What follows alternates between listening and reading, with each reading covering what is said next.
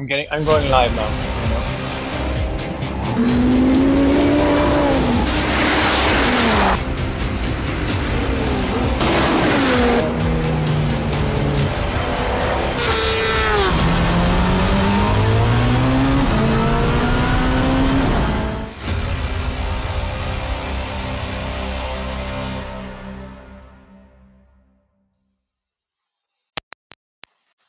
Guten Tag, good day, my dear followers of TimeAttack.tv YouTube channel.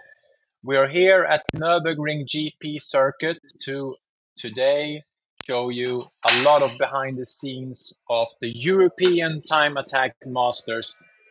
It's for sure, I know this is a fancy word maybe, it's a lot of hyperbole for any type of content and stuff, but this is the biggest time attack event on European soil so far.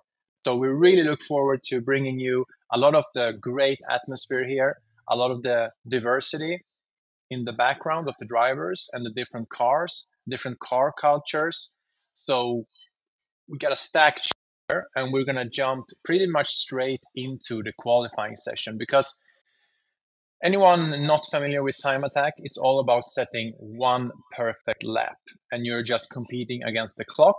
And then depending on the rule book and the class you're in, you see how far your lap time will take you. So that's what makes time attack unique and different from racing, that it's always a battle against the clock. And I mean, first of all, you should focus on yourself and setting a great lap time, but it's really helpful and a part of the strong, positive brotherhood, so to speak, and sisterhood in the pit area among time attack drivers to help each other.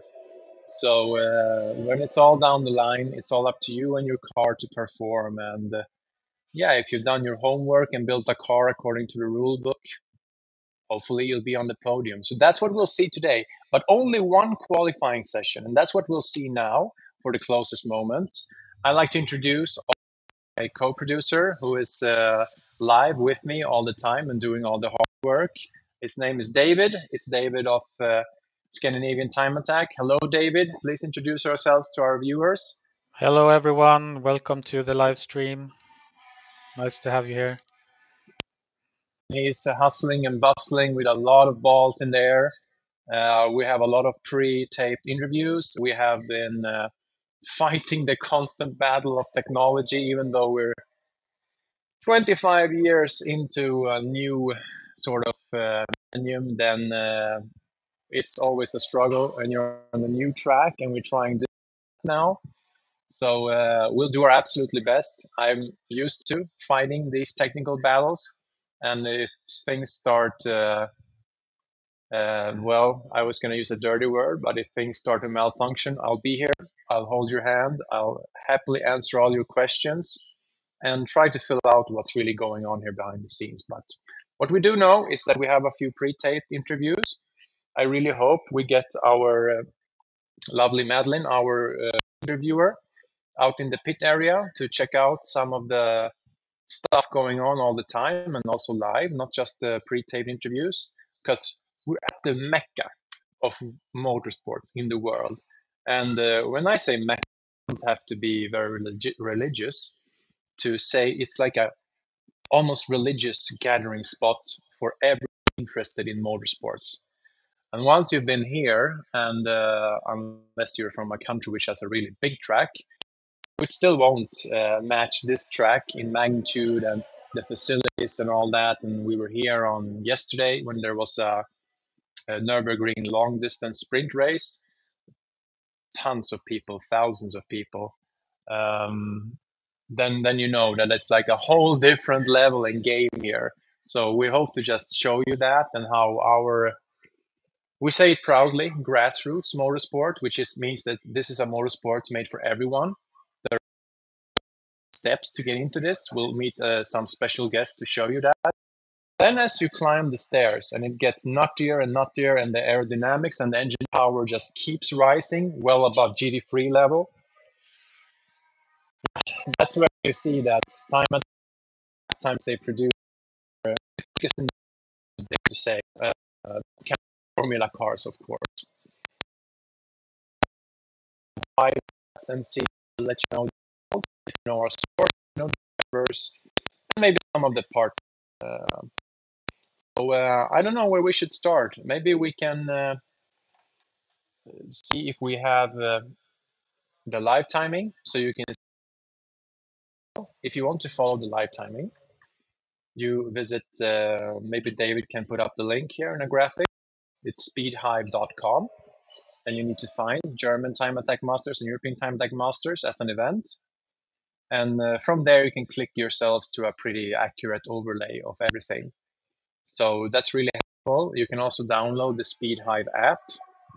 I think it's quite easy to register. It's free, and you can follow it as an app. So it's even more easy to follow all the different classes and results and sort them out and see what's really going on. So we'll lead you through that process. If you see me looking up sometimes, it's because I have a large screen here to follow all the people. I think we are currently in,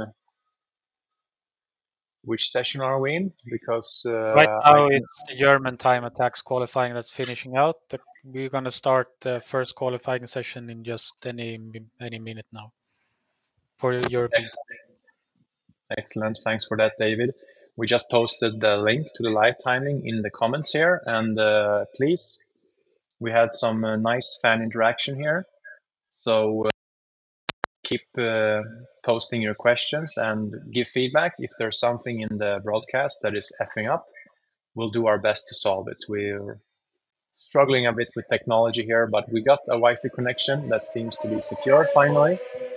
And we'll roll with that and see where Madlyn, our live microphone and physical person in the pit area, can shake up during everything that's going on now. But we're working really hard on getting some of the pre-taped interviews your way. I think we can start by maybe talking a bit about the classes. So, David, which class is according to schedule going to go first in the European time attack qualifying? Thank you. That's our time schedule. So here, and thank you. We have our this YouTube Classic first comment here. It's from Ross Hampson from the UK, who we got to know a bit in the last pre-show, and he has a quite potent. I don't want to sound like a douche, but I would love to see the dyno of such a car, and I would more than the dyno see just a short clip and see how that thing sounds if you have 1,000 horsepower in Preza. So that sounds like you should be here next year. But very accurate comment. In the training sessions, 3 sessions have been driven. Alex Danielson in the Revline Porsche set a 138, and he's beaten the Audi R8 from Finland. So we have 2 previous World Time Attack cars that are coming here on European Time Attack holy ground to like settle it. Who is the European king of Time Attack?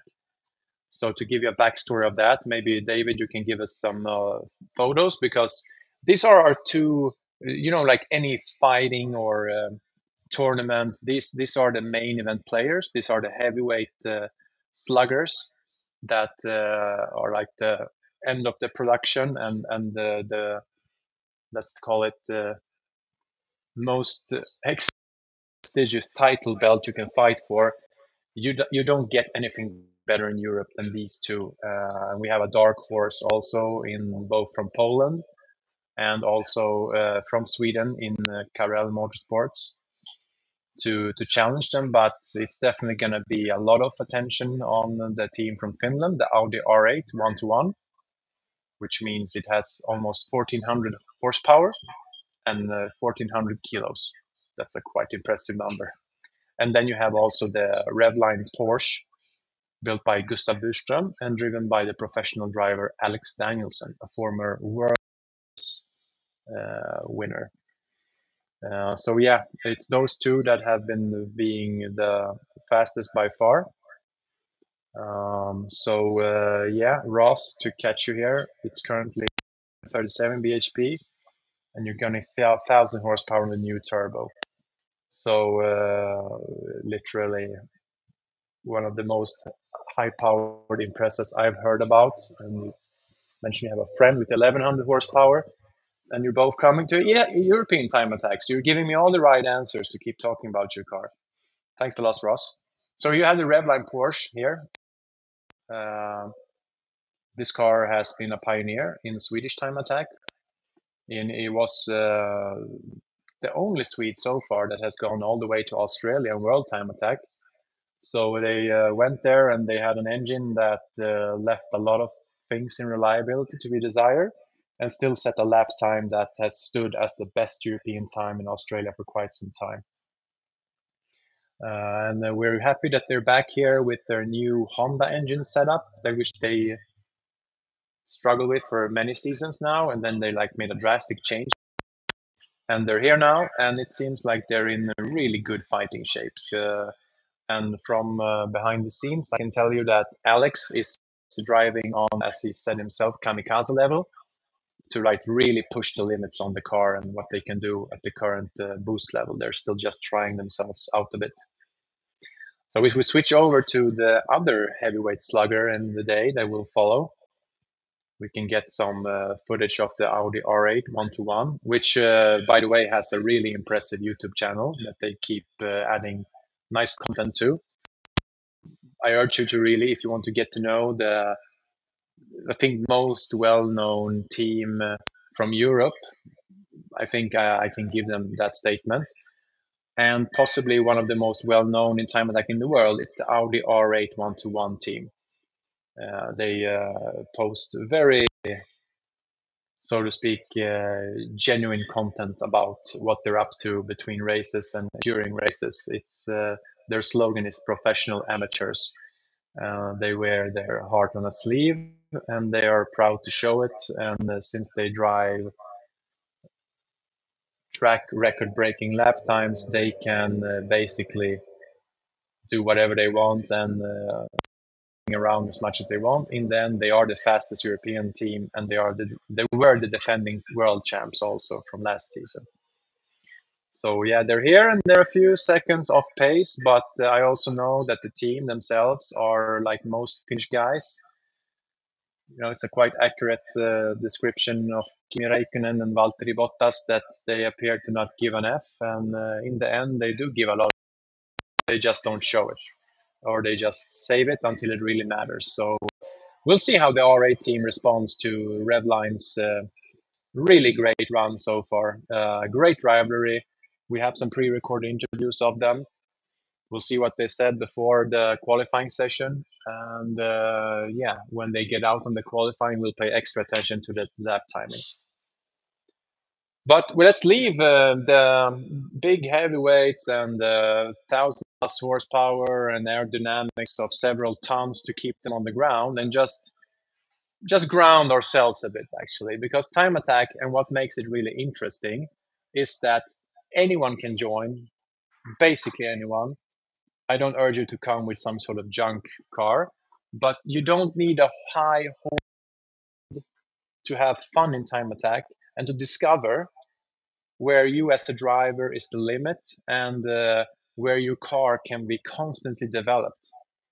I actually urge most people and most of the time attack championships around the world, the lowest class always gives you a great starting point. So if I could say something, and I haven't told you much about myself, but I've been promoting time attack in Scandinavia, Sweden since 2008, and as a professional series since, I would say, the series started in 2012 and went professional in around 2016. If you're interested in this, and unless you want to save yourself a lot of time wrenching on your car, and you buy a more expensive, like a factory performance strong car, maybe like a Yaris GR, then you can start with any car in the lowest class. And you start on slimmer tires, maybe upgrade the brakes a bit, and you're good to go. You're going to find friends on the first track day you do. I mean, the first test day and the first time day. And the crest that you need to pass is the one of self-doubt. So I know how it is. I uh, I wouldn't feel comfortable if I got interested in horse racing and feeling that I was going to ace it on my first session on a horse. But driving a car on the track is very gratifying. And as soon as you do it after the first time and you talk to the first people after the session and express how nervous you were, and you're already going to find out 10 to 20 things to improve, you're going to be good to go for the rest of the day and the rest of the year, and hopefully a few really great years. Some have driven here, and we'll meet some of the people who have been on German time attack and European time attack for many years already. It's not a coincidence that people keep returning here and want to improve themselves and they want to battle out with others. But again, developing their own car, developing their driver skills, and develop any social skills and sometimes even business and marketing skills that comes along with running a time attack program. You decide the level. Nobody's going to force you to anything. David, I think you need to update me on what we have readily and handily available here. I know we also have a really great documentary we can go back to that we did on our first journey here, which took up a lot of the, I'd say, cultural and social things on going on such a pilgrimage as going down to Nürburgring. And we have people from, I think, Florian, how many nations do we have? 12 different nations represented today, which is like amazing. I mean, stats are always something you can bend and twist, but I think no other time attack event has had so many countries represented. And we say that with pride and all dignity to that we look up to World Time Attack as an event, but doing it here in Europe with so many motorsport interested people and at this part of the world, it's really interesting to see how long we have come since that first year that we in Scandinavia joined this event in 2019 to today. And even doing this broadcast is like a small achievement in itself already. And of course, we were talking a bit, and I can sincerely say that the previous question in the other broadcast we did in the pre-show is that we won't see much footage from the track. We do have a track camera. Maybe we can pan to that to get you there. And if we have to take a break and don't have anything else to show, then we can always cut over to that, David. So if you want to, we can bring in the track camera for a while and just give you a taste of that. But this isn't like a typical sports broadcast. It's a lot more of a behind the scenes, and hopefully to give you more of the atmosphere and meet some of the drivers. And we'll see for next year what can be achieved. It's important that anyone that sees this broadcast, even after the event, feels it's interesting and that the event gets all the digital coverage that's possible. So David, let me know, what have we in our pipeline? What's available except for the documentary?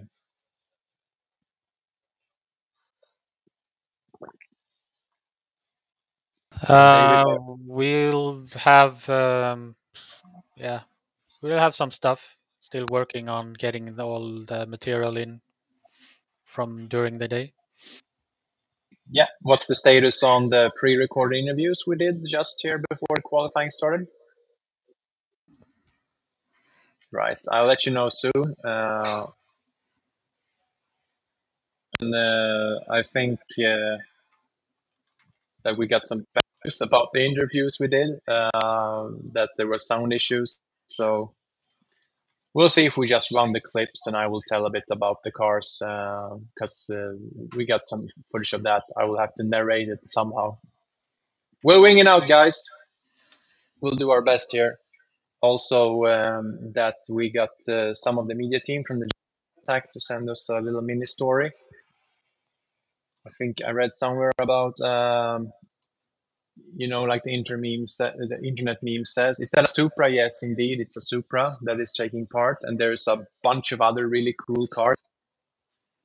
So yeah, we'll show you what we can, and then we'll send out our lovely reporter Madlyn and see if we can get something live from her.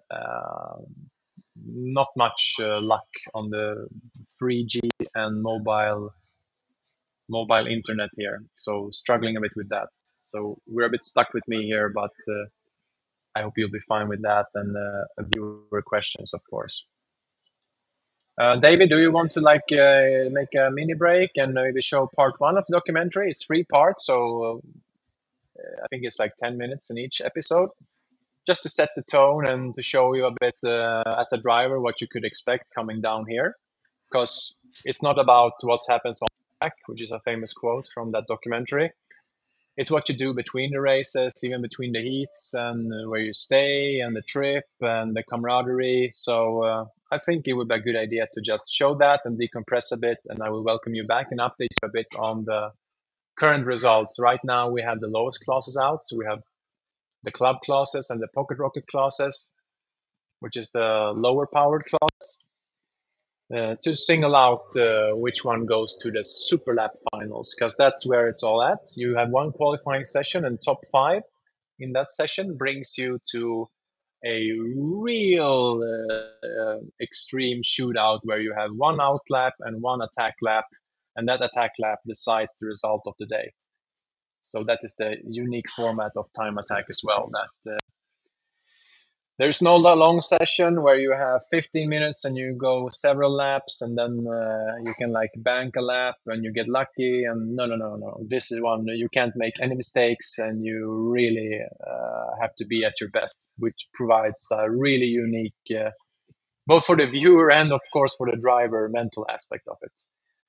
So David, if you don't mind, let's cue the documentary of Team Scandinavia joining here for the first time. And yes, I say it's one of the best decisions we ever made, to trust the German time attack organizers that the trip was worth it. It's still a long journey even for Swedes to do it. We did it, and here you have the results. 2019, ladies and gentlemen.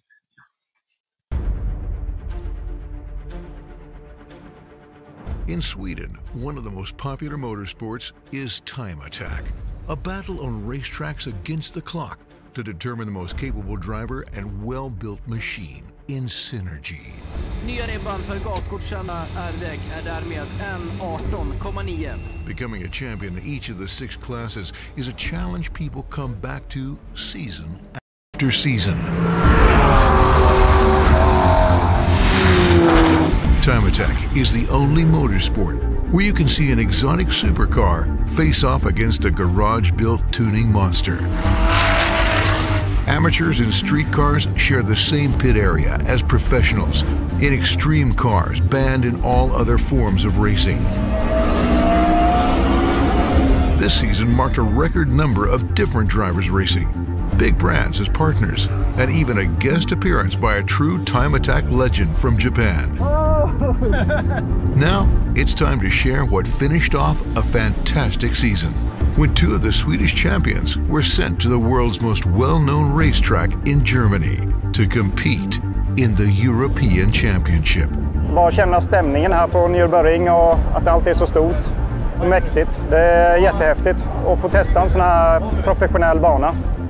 Om jag kan inspirera någon annan att göra det, eller flera andra, så att vi kan bli ett gäng, så det vore ju fantastiskt kul.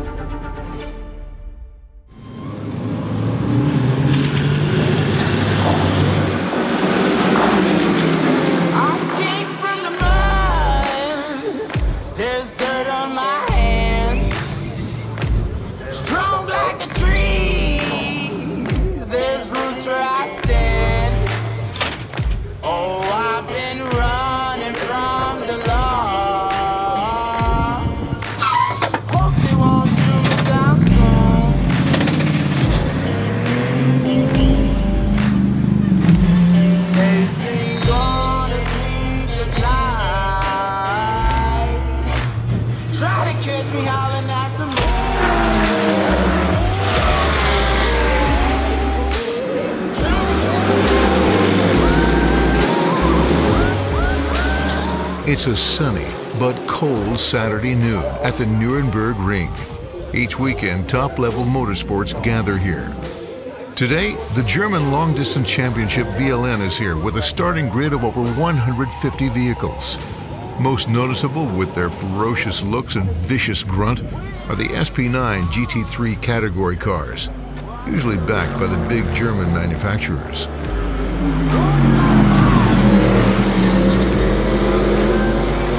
Our journey starts here, in the famous brunchen corner, where people gather to eat chips, sausages with plenty of mayo, and even more beers, to watch the sometimes crazy overtakes at breakneck speeds. The first part of the Swedish team has arrived at Nürburgring. It's Pro Street champion Tomi that leads the expedition. Being an experienced journeyman with many participations in VLN previously, this Västerås native is well at home at Nürburgring and acts as host to the rest of the team. Maten här nere är ju bra om man gillar rejäl mat med korv och kött och grejer. Men jag menar, en VLN-dag, då käkar man ju kurvurst och dricker bitburger. Det är det som gäller. Så får man en jävla massa pommes frites med majonnäs. Att man lär inte äta något mer de närmsta dagarna. Så är man ju som Michelin-gubbe nästa år. Men det är liksom själva den här känslan att ha det här, ha den här biran. Och sen hade vi kanonväder igår och bara må bra. Så att ja, det är ju energiboost deluxe. Och sen titta på alla de här galningarna som far omkring. Det var en som sa det till mig när vi körde 24 timmar sedan för några år sedan. Så cyklade vi runt kvällen innan och så stannade vi och snackade med alla fans och allting sådär. Och då har man en sån här tagg att man är chaufför och de vill ju bjuda på bärs och de vill ju snacka. Och då var det en som sa det att ni är våra gladiatorer när ni kör omkring här. Och att få titta på er. Och det kände jag samma sak igår när jag stod där och tittade på de här chaufförerna. Och hur de far omkring här på den här banan i den farten.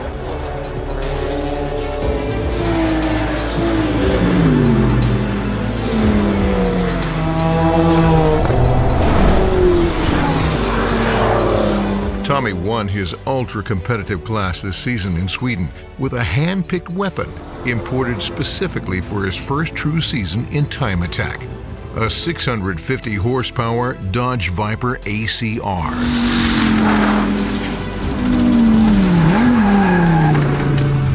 He comes down to the ring extra early to use the VLN test day before today's event. It's been a race in itself just to get the car to Germany on such a short notice to compete in the European Championship. Det fanns ju inga upplägg överhuvudtaget. Vi fick reda på det här för 2,5-3 veckor sedan. Och då var ju bilen nedplockad. Vi hade börjat plocka ner den inför vintern. Så att det här vart ju panikmecka. Veckan innan, jag var varenda dag i verkstaden, hela helgen, varenda kväll. Jocke körde på och skruva som vanligt. Vi lyckades ju dra ihop skiten, jobba stenhårt, åka till Gelleråsen och testa för en vecka sedan. Funkar något sån här, vi tyckte ljudet var okej och bilen funkar okej.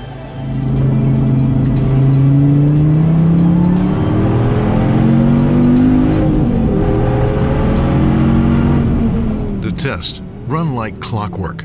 Tomi used his skill as a long-distance racing driver to pick apart sections of the track one by one.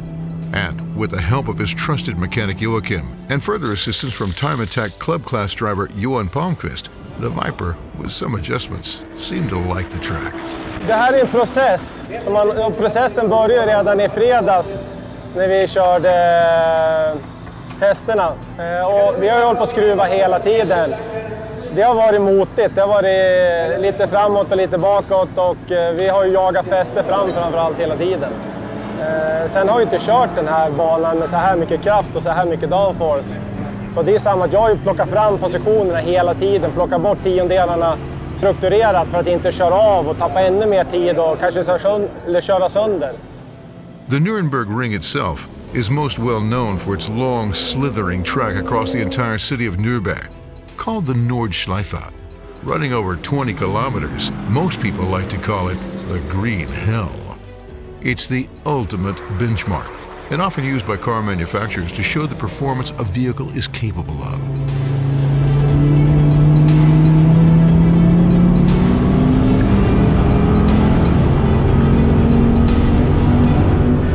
Tomi had just enough time to get back to his roots and ended his test day with 2 hot laps around this inferno of high-speed turns and technical challenges for both car and driver. In the end, the lap times are nearly identical. There's no clearer proof of a driver being in harmony than that. Att komma ner hit och veta att man ska tävla här nere, det är väldigt tryggt för mig. För det här är ju som min andra hemmabana. Jag har varit här nere och tävlat i 5-6 år. Jag kan miljön, jag vet exakt hur allting ser ut, jag vet hur det fungerar. Och det gör ju att man är väldigt i sin komfortzon. Det är alltid när man kommer till något helt nytt, man vet inte exakt hur man ska ta sig in på banan, man vet liksom inte det här. Det skapar alltid lite stress. Men så att jag känner mig trygg hela tiden. Och jag visste exakt hur banan går, jag vet hur jag ska köra banan. Så att jag har känt mig väldigt trygg där. I fredags då, när vi var nöjda med setupen och hade 45 minuter kvar, då bestämde jag mig. Då gick jag ut och körde 4 varv på Nordslingan. När man väl kom ut där och fick köra de första 2 varven som var lite kantiga, man var liksom inte inne i rytmen. Men sen tredje varvet, det kom tillbaka så här till en och leendet bara växte. Man fick det här flowet, det här som man är helt underbart med just den här banan. Så att den känslan, det var ju liksom nästan som man fick en liten tår när man hade kört de här 4 varven. Det gick inte speciellt fort för bilen var ju gjord för en bansetup. Den var ju alldeles för låg, den skrapade i överallt. Jag ville inte köra sönder någonting. Men liksom det räcker bara att känna det här och miljön. För att det är ändå så här, det finns ju bara en sån här bana i hela världen.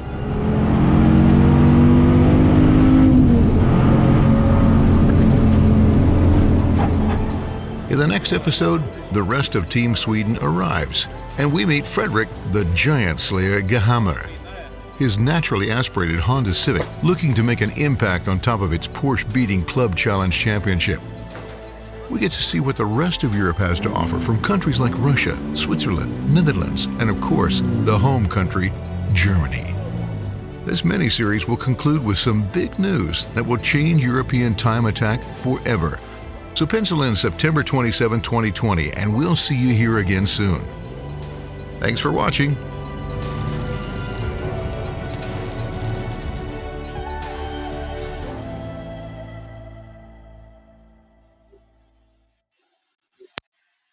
Welcome back, guys. I hope you hear me well now again. We took a little break our lifestyle documentary from 2019, the first time Team Scandinavia went down here and had a fantastic trip. And we did the full thing of visiting all the good, everything from the good classic steakhouses to some German culture and tourism, getting to know all these rural and just epic natural landscapes. And of course, a whole bunch of racing, as you can see. By the way, I really miss the old SP9 class. The new GT3 class ain't bad, but that was some really badass cars. So, we are in the qualifying session now. We want to speak a bit about that. We've advanced now to Club 4-wheel drive, running together with a really big news is the new EV class in European Time Attack. So this is something that, whether you're a fan of it or not, the EV type of vehicles are here. And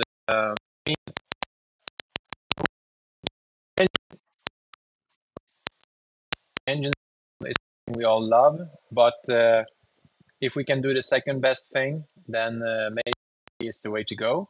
And for the first time, they have their own class here in Europe as well. This was started up by Kirsi Immonen, Scandinavia, where EV did their first really full season this year, and now to Germany, and we have, I think, 6 or 7 cars starting. So we look forward to seeing what lap times there are. Right now, I can see that the really badass Tesla of Dario Haudenchild is leading the pack, but also that Pertti Pesky is not that far. Well, he has a bit to go from him. So we'll see what the gaps are going to be and how that class can be furtherly developed. Actually, Tia Maria Kukkonen with her Polestar 2 is not far from Pertti. So yeah, top 3, I think, will go to the final. So that will be nice to and see how far behind they are and how far behind they are other classes. But we also have Club running here. The Club 4-wheel drive is a really healthy class here as well. We got some of the old school Mitsubishi Evos mostly, but we also got our own Team Scandinavia's André Krutrök, who is by far the most long distance driver of them all. I think we could actually get one of the clips that we talked about where we did the pre-show interview. Unfortunately, technical gremlin found us and unfortunately, no sound from those clips, but if we could maybe let that footage roll a bit. And there you see our lovely Madlyn interviewing, and regrettably, no sound there. It's just a mess. And that's been like the issue here all over with Bluetooth and Wi-Fi and 3G just fighting on how they can make life miserable for us. But we keep the smiles up and give you the best content we just can. But there you can see he drives maybe one of the fastest track Yaris GRs. It's still in Sweden. It's a mid-tier level car, and it runs 4-wheel drive here in Germany as well. And he is currently at 3rd place. So currently he has a spot in the Super Lap finals. He is a historic 2-time champion in Sweden class, which is like the mid-tier level class. Nobody has the title until Andre did it this year. So we are really looking forward we can do it a 3rd time and really say next, or if we'll catch him. And it's so cool to see. Cool and very travel 2,500 kilometers just to be for this one day. So up north, he has the almost polar bear and reindeer experience of living way up north in Sweden in Piteå. Piteå, if you want to Google map it, P-I-T-E and A-O, and you'll see the distance for yourself. So big ups to Andrea. I know he's also supported by several sponsors, and I know even Nankang Tires actually provided him the tires here. So it's really fun to see that he's getting support for his journey in that Yaris GR that is, it's for sure the fastest one in Sweden and Scandinavia, but I dare to say that he is the car to beat on the European level as well, even though he's not in one of the top classes. We'll see if we can argue with that. Anyways, we are looking at the results here. We've also seen something else, and this is where I really regret that we don't have the sound. So, David, if I ask you politely, I'll keep talking, but cue the SPS Motorsports video clip, and I like to talk about something really interesting, about something that I think really is helping to develop Time Attack and develop it specifically certain brands and car cultures. It doesn't seem like that clip made the trip, but SPS Sports, maybe David, you can just jump into their homepage or something.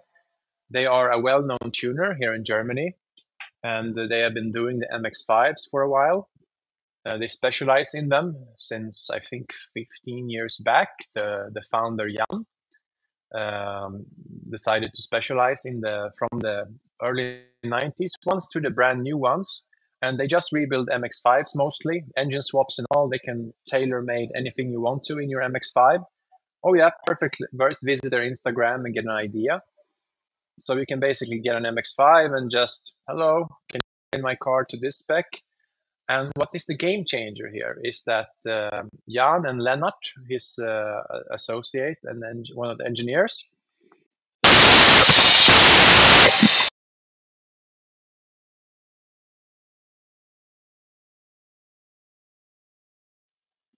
sorry about that. It seems that my microphone sometimes has some fit or depression and makes a lot of noise. I'll be ready for it. But yeah, I was talking about Lennart and Jan of SPS Motorsports and how they tuned so many of their customers' cars and how they ran in Time Attack already. So they decided to create their own championship. So now they're running in 3 Roadster Challenge classes within the Time Attack. I have an echo here, so I'm trying to find where Florian has put. Where can I put? Can you help me? There's sound coming from that. Can you kill it? Thank God for my assistants, my all-star team of assistants. Can you just kill the sound there on that one? Yeah. It's our track cam a bit. Other one. Great. Anyways, SPS Motorsports and having their own championship. They have 3 classes where they compete against each other. So it's a really, really simple way. Even if you want to run in one of the lower classes in the German time attack or European time attack, if you're an MX5 now, you run in your own competition as well. So I find it interesting, and they are, I think, 20 plus starting cars here with just one model, although it's 3 different generations or maybe even 4. So a really cool story, and I hope more tuners and specific car clubs take the same idea, and it also helps us to get more competitors this way. And like I talked with Lennart of SBS, that's incredibly wallet-friendly way to start time attack racing. Oh, you did? No?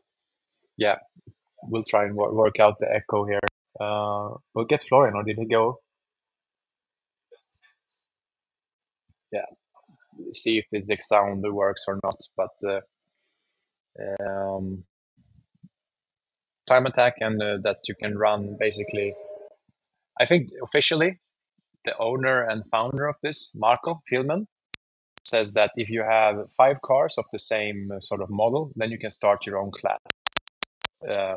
Besides competing in the time attack in the class where your car qualifies. So yeah, you can see here Roadster Pro is going there. There's 3 classes in that thing as well. So a car that is well known for grassroots racing has also in Germany like exploded as a time attack alternative, and they are looking to bring in other MX5s from other European countries. So yeah, 2 thumbs up for German time attack and for SBS Motorsports for offering some new alternatives for driving. So I think we have people working on getting interviews and stuff. David, maybe you can write about, and we can see if we can do a live interview with any one of those. Right now, we are still finishing the class here. I think Andre Krutrök was bumped to 4th place, still qualified for the final. He's at 1:58. Qualifying leader right now is Eugene Tom. Then you have Alexander Tatarchuk on 1:57, and on P3 right now, Mikael Gopfert, 1:57.9. So it's really tight there in the club 4-wheel drive. Victor Horst on 5th place, 1:59.8. So this is all sub 2-minute lap times in the club 4-wheel drive class. Robert Ellis needs to improve 2 seconds to make it into a super laps final. And looking at the EV, yeah, we have seen now Pertti Peski has improved to 2:04. So it's only 2 seconds behind Dario Haudenchild in the Tesla. I'm not sure we have a picture of that car somewhere, David, about Dario's car, but maybe we can get Pertti's car. Maybe a picture from the season away from Finland to compete. We have this Tia Maria Kukkonen in Post 2. So a quick, and then we have someone totally attack is here from Sweden. B is Tesla.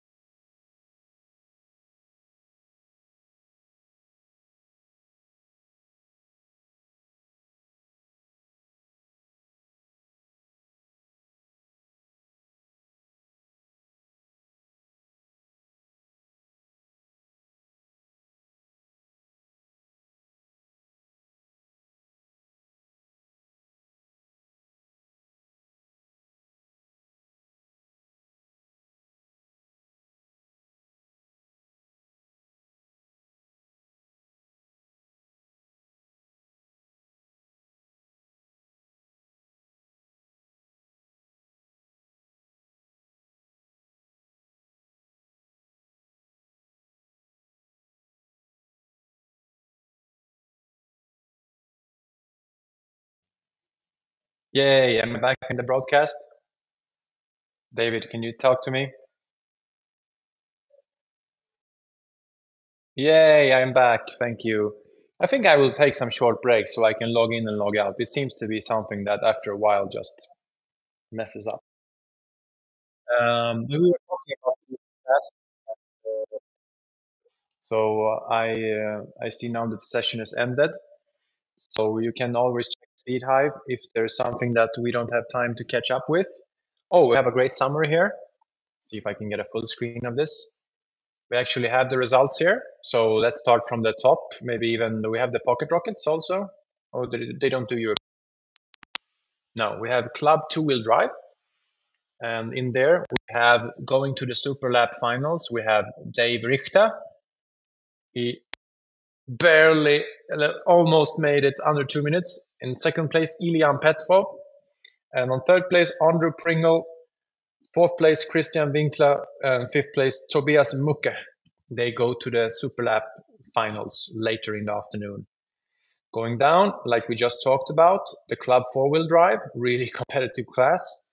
So P5, just snatching that last place to the final, was Victor Horst, 159.8.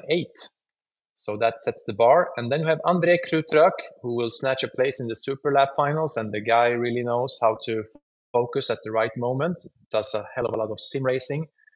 Really prominent race room driver, actually. You will probably find him on a lot of time attack leaderboards. So not only a long distance trucker and a good Yaris GR tuner, he's also really good at sim racing. He's on fourth place here in 158. And then we have third place, Mikael Goffert, 157.9. So only like a tenth of a second before Andre.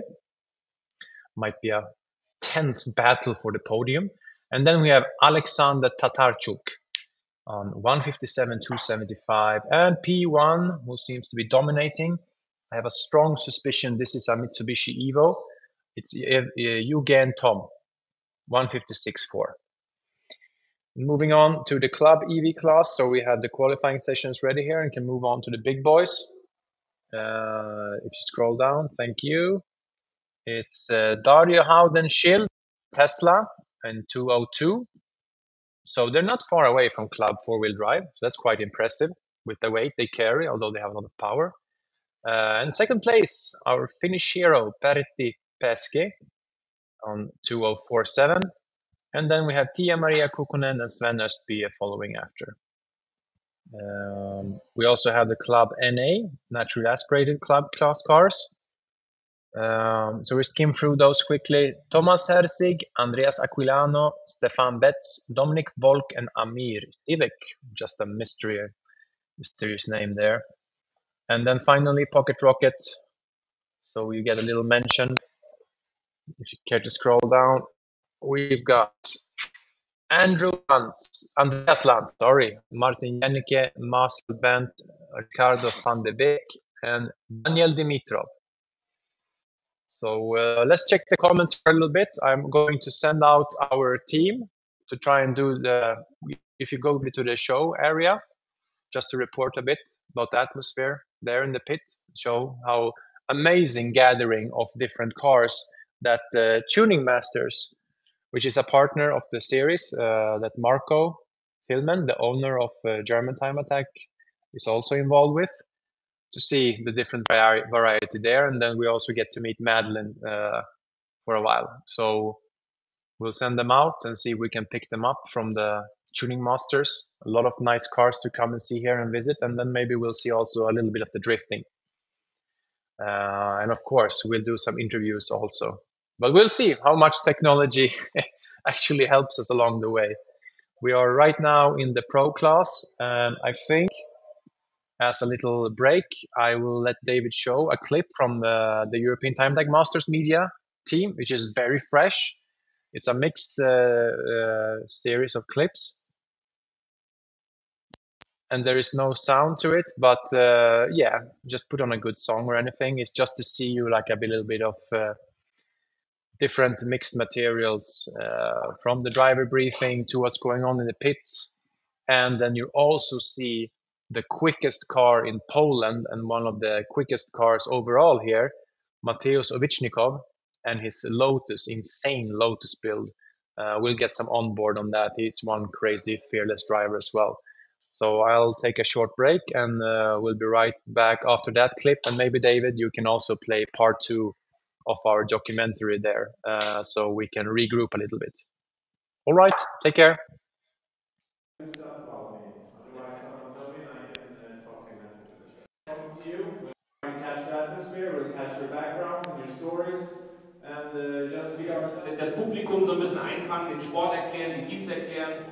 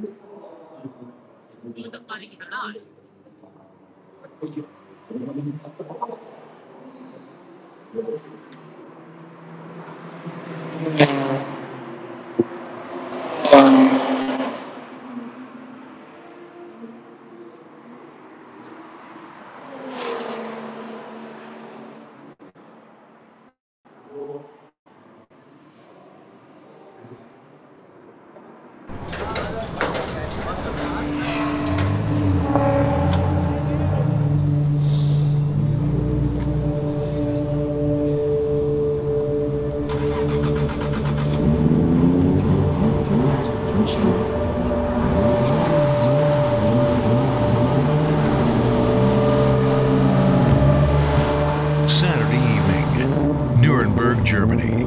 As soon as the massive trailers and equipment from German top teams have disappeared, a different kind of race cars and people arrive. They come from all ends of society, class, and level of skill.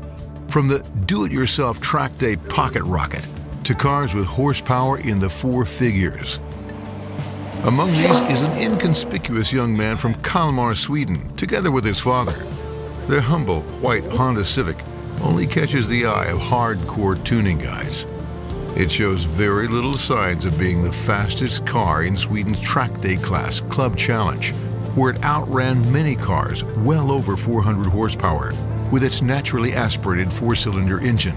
Fredrik Ehammar började köra go-kart när jag var 11. Efter dess har väl alltid motintresset funnits, men gått lite till och från med möjligheter. Nej, men det har varit jättekul att börja med time attack när det blir lite tävlingsmoment. För innerst inne är man väl en tävlingsmänniska i alla fall. Så att det har varit jätteroligt den här säsongen, och min bil har jag haft i 5 år nu. Jag har haft en likadan innan dess. Så det kändes naturligt att testa på time attack med den. Den är inte så effektstark, men den går bra i kurvorna, så det räcker långt. The German time attack organizers, together with their Dutch partners, are responsible for European time attack masters. This year, they've extended a serious invitation to Sweden, who answers the challenge and sent Fredrik with another class winner, Tomi, who we met in the previous episode. Also along for the riders, several other Swedish drivers who signed up and joined the overseas adventure as true Vikings. Mitt namn är Peter Naprotti. Jag är 42 år och har hållit på med trackdays sedan 2010. Och efterhand som det rullar på så har man utvecklats. Man har känt att man vill köra under mer tydliga, seriösa, väl uppstyrda förhållanden. Då kom jag i kontakt med Time Attack nu för 2 år sedan, tror jag det var. 2017 då gjorde jag min första körning på Mantorp.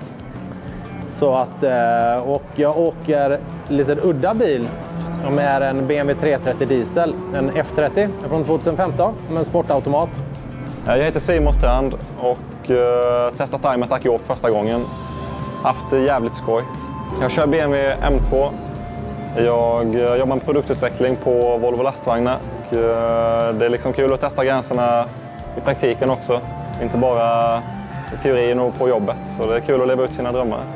Privat också. All members go through scrutinizing technical checks and meet their hosts. The atmosphere is loose and excited. As always, all drivers have some last-minute work to do on their cars before morning,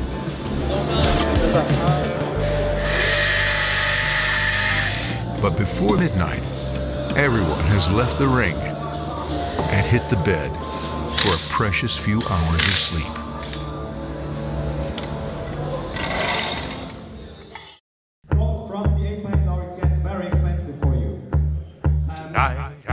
Race day. The European Championships in time attack are on the line. What was once a dream about international glory in this grassroots community are a few good laps away from being settled. Tonight I'm feeling me, gonna make an ugly scene. The format is different than in Sweden. Here, all the participants have several training sessions before one qualifying session to get to the top 5 Superlap finals. Det är häftigt att få köra på den. Jag har övat lite i simulator innan, men ja, den var roligare i verkligheten faktiskt. Lite mer effekt hade ju inte skadat. När man kommer upp på 6ans växel så är det som att köra in i en mur med min liksom. På warm-upen hängde efter en Ferrari F40 och till slut fick han släppa om mig. Han körde ifrån mig på rakerna såklart, men det gick bra. Det jag inte hade förväntat mig var att att den har sina stigningar, att det går ner upp. Långa svepande kurvor, helt fantastiskt fin asfalt, inga ojämnheter. Det är nästan så att den påminner om Nürburgrings klassiska nordslinga, fast betydligt fräschare. Kräver en del teknik. Jag undrar hur bra det hade gått om man hade kört den några gånger fler. Men framförallt då att man får planera hur man kommer in i stigningar, chikaner och hela den biten. Ja, men på något sätt den har ett flyt. Fruktansvärt bra flyt. Även om det är några tajta kurvor så känns det aldrig liksom jobbigt så farligt. Bred bana, så det gott, passar riktigt bra för ett sånt här event tycker jag då.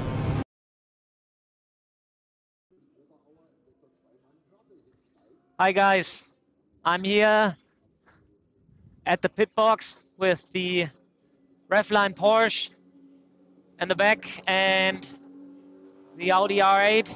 They're preparing for the qualification. Sami is already in the car getting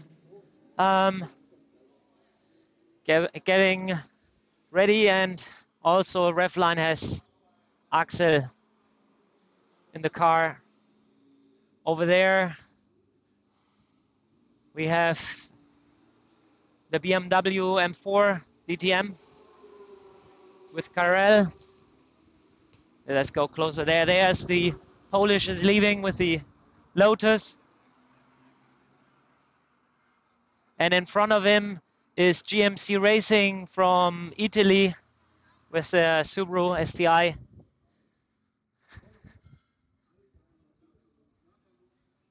So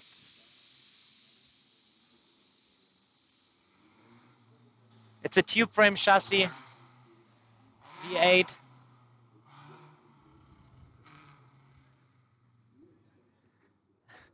Wow, we have really good weather.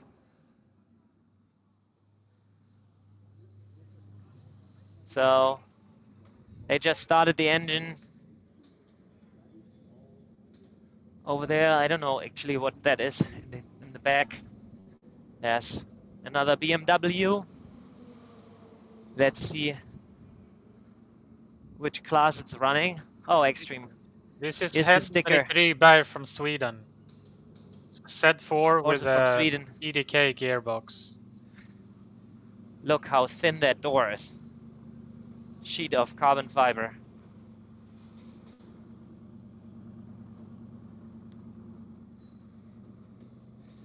Yeah, let's see. Karel's first time being here at European Time Attack Masters. Oh, there's another Italian.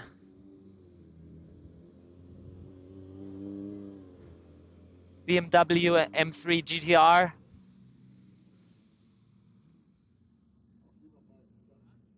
Yeah.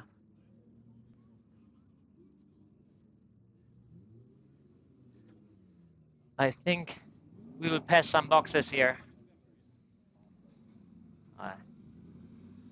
Karel is leaving, going to the front of the pit lane. I take my scooter. Let me see. Who else is getting ready?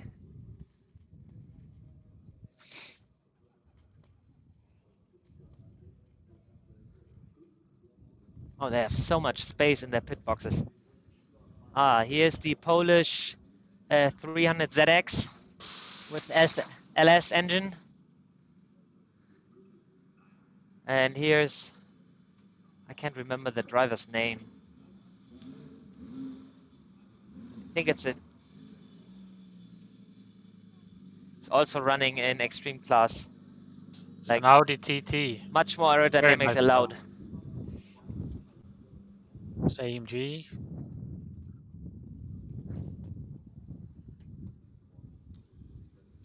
A lot of nice cars around here. We have Bernd Neuendörfer. He's the champion, the German time index champion from 2024. Actually, he has some problems. One of the threads came loose, which is holding his supercharger. He just went up from last year from pro class to extreme class, and I guess this year is for him like a shakedown year to figure out his car and his new setup, running now slicks and so on. Oh, here's Patrick Müller, also extreme class, strong competitor in the German Time Attack Masters, multiple champion there.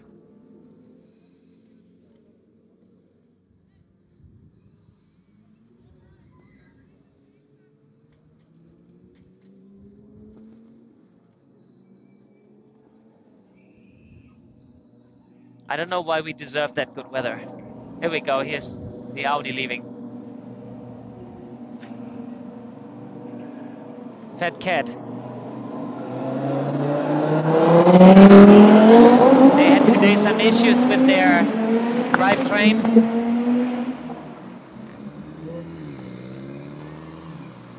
And the Porsche, which is currently leading.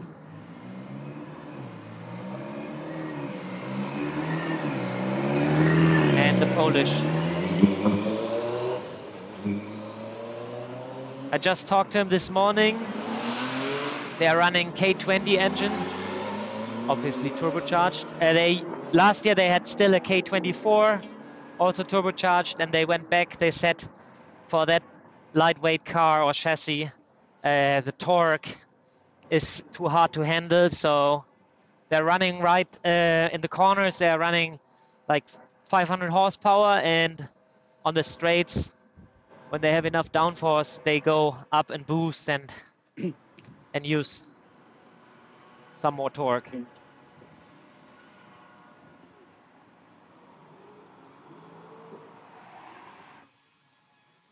Here are a bunch of MX-5s.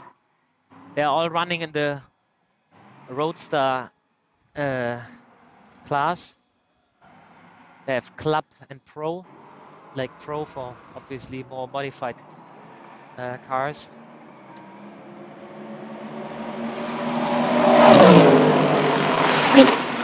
Here we go.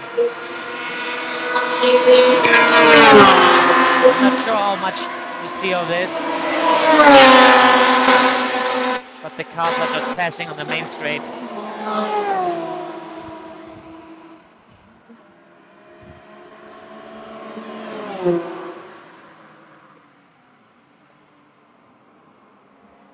The weather is just gorgeous.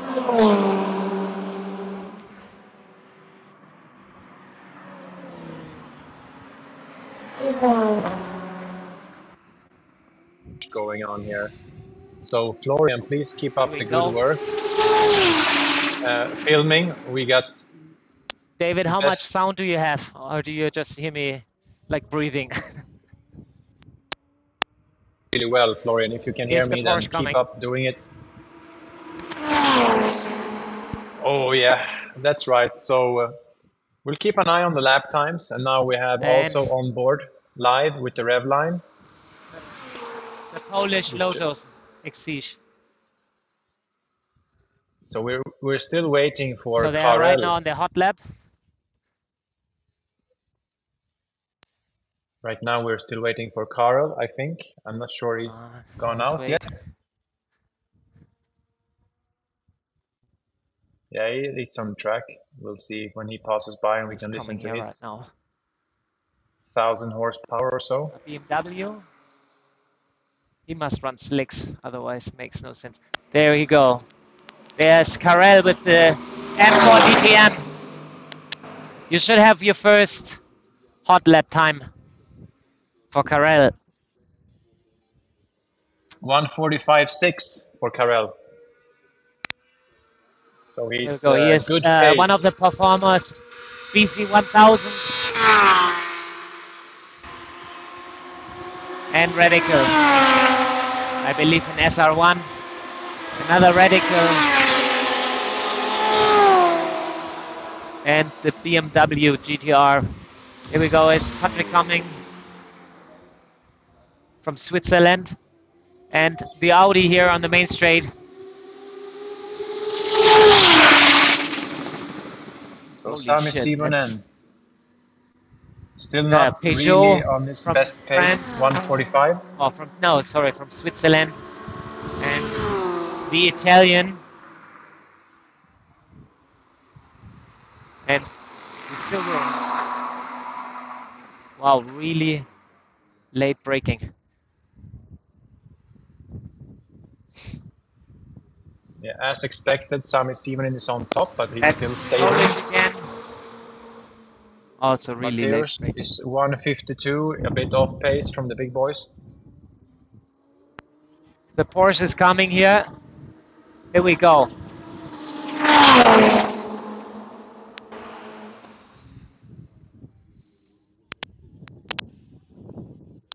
What we want Can to somebody look say forward. something to the times? Because I don't have the times which they're doing right now.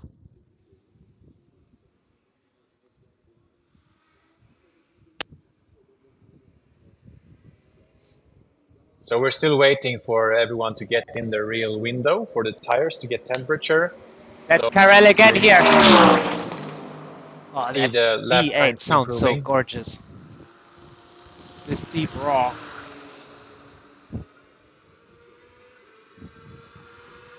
And another time, the performer BC 1000.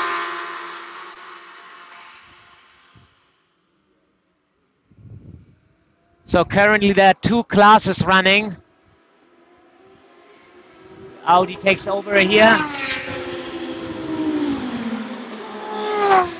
That wasn't a hot lap, I guess.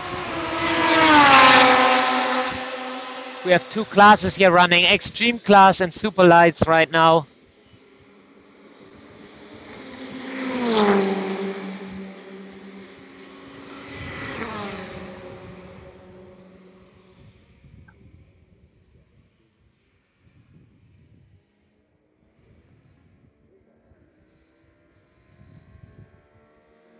Here's the BMW come from Italy.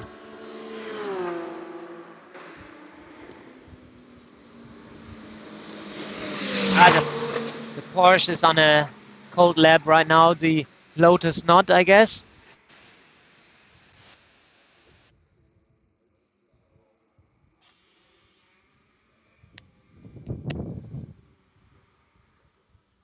They have good spaces between each other, so they should have all enough. Here's the Italian company Subaru. They should have enough space to make some really good lap times right now. Karel on a cool down lap.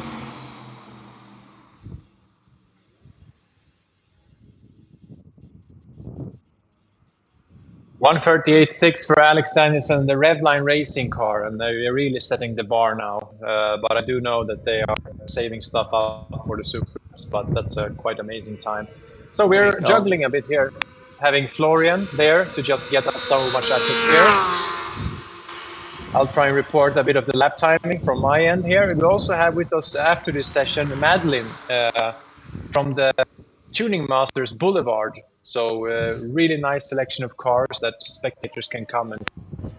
But right now, let's just stay with the extreme cars and see what happens. But extreme car class is really lighting it up a bit here with Alex Danielson. David, can you speak to me?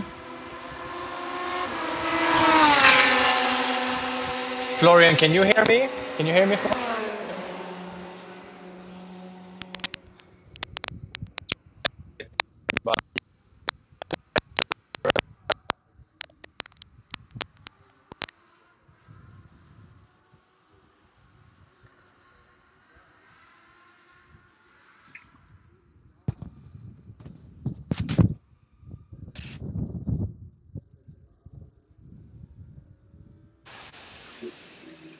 Okay, new strategy. David? Let's use the desktop microphone and see if that helps the sound quality. Doing a bit of a troubleshooting here. Can you hear me better now, David? And please, dear viewers. Oh. Is it still lagging?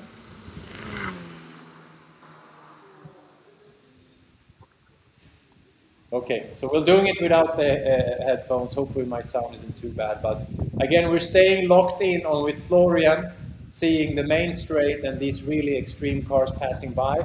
Right now, the top 5 in the extreme car class is Alex Danielson, 1:38 lap time. Carell is actually 5 seconds behind him, but he got P2. I think Sami is sandbagging it a bit here, just to get to the super lap final. Maybe on the first set of tires, he's on 1:44 lap times. And then the final, then you have Mateusz Ovchinnikov from Poland in the Lotus. And the last extreme place car is a TCR car, actually, Sergio Kuhn. And in the chase for him, we've got, what have we got? Way down there somewhere. Thank you, David, for scrolling us the extreme car class. Okay. Oh, that's the top 5. Session is over. We actually have Patrick Müller on 4th place, and we have on 5th place the Italian Subaru. That's a really wild Subaru Impreza as well. Marco Angelini on 5th place. So Mateusz right now outside of the top 5. The Polish top car is not making the supercar final as it looks. The extreme car super lap final as it seems. Yeah, our apologies for having a bit of a struggle here to hearing each other and generally everything from network to Bluetooth to 3G messing stuff with us. But hope you guys are following the lap times, and if you have any questions in the chat, keep it coming. We'll soon, after this qualifying session, show you some of the Tuning Masters Boulevard, where we have Madlyn with us to hopefully meet her finally after all this time. But yeah, so far all the attention goes to, let's see, supercars as well, because I think I missed out on that. The top 5 there, I can see that Jonas Larsson from Sweden on 3rd place with only a BMW M2. So, but still, top performers there. See if I can read that. It's Pascal Ludwig and Ronne Kerst. And then on 4th place, Lucas Deval. And Misha Sharudin actually making space and taking the final super lap final spot in the supercar class. I think that's a BMW M4. We also see someone interesting there in P7, Jimmy Broadbent, who joined us for fun and took his Ferrari 360. Hello, hello, Florian. We can hear you. Can you hear us, though? Okay, it's just not working out to hear each other here. So we're actually having a good look on all the classes now. So I think that the Super Lap finals have materialized a bit. Any changes in the extreme car class, David? It's over. So we got the top 5 there, which means Mateusz Ovchinnikov unfortunately misses the Super Laps final. But look at that lineup. It's Alex Danielson in the Revline Porsche. It's Karel Silva taking the P2, a bit of a surprise before the finish. But the finish did run quicker in the practice session, so we'll see if they're sandbagging. Maybe we'll go down and talk to them. Then we have the veteran from Switzerland, Patrick Müller, in his Mitsubishi Evo. And 5th place, the Italian Subaru Impreza. It was nice to see some of the live footage also. If we can switch over to that quickly. Revline right now in the pit area, just chilling a bit. So we have that. Apart from that, we have also... I don't know why, but I cannot hear you. With us is Madlyn from the Tuning Masters Boulevard. So I wonder if we can cut over to her to just give us a glimpse of what's going on there. Madlyn, are you with us? Hello? We can see them filming, but can we hear Madlyn? Just needs to jump back and forth in the broadcast. I'm not getting the sound. So this is like the thing that we practiced all noon for, and yeah, unfortunately it doesn't seem to work. You hear me right now? Yeah, now I hear you. Hello. Ah, perfect. Hello. So right now we are at the Tuning Boulevard, where Tuning Masters is, with a lot of beautiful cars. Not only special race cars, but a lot of nice tuning cars. Well, Madlyn, lead us through there. We got you 100% talking a bit about the cars and the Tuning Masters concept, and we put you in full screen, David. Sorry, again? Yeah, just go through the boulevard, talk a little bit about the cars and about the Tuning Masters concept and you know, the whole exhibition. Okay, Tuning Masters is like a big meet where all the tuning cars can come together. Of lot, there are also a lot of Asian cars, like on the Reisbrennen. Yeah, they're not specially for racing on the racetrack, but they also do a lot of stuff to the cars that the cars looks very cool.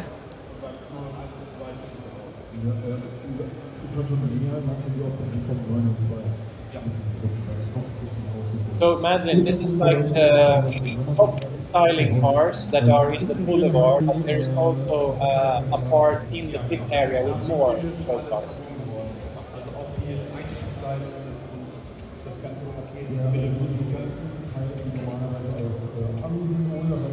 Right now there's a very nice car on the stage.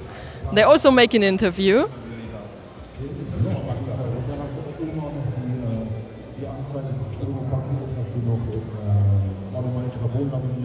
Also komplett die Stühle auch nicht original, oder? Nee, also die Stühle an sich sind original, aber das machen wir nicht dann. Das wurde praktisch laminiert, ne? Und jetzt sind wir ja dran, wir wollen jetzt gerade 992 GT3 RS-Flügel dran bauen. Ach geil, okay. Das finde ich wahrscheinlich gut. Ich denke auch sehr passend, Flügel, sehr stimmig auf jeden Fall. Finde ich auch ganz gut, aber ja. Kennst du Daniel Vera? Ja. Er hat das Design gemacht, 2 Tage vor dem Rückfest. So Madlyn, do you mind finding someone, maybe from Tuning Masters, and just ask them a little bit about this and about the pro car culture that is joining the event? I don't hear your question. Can you please say again?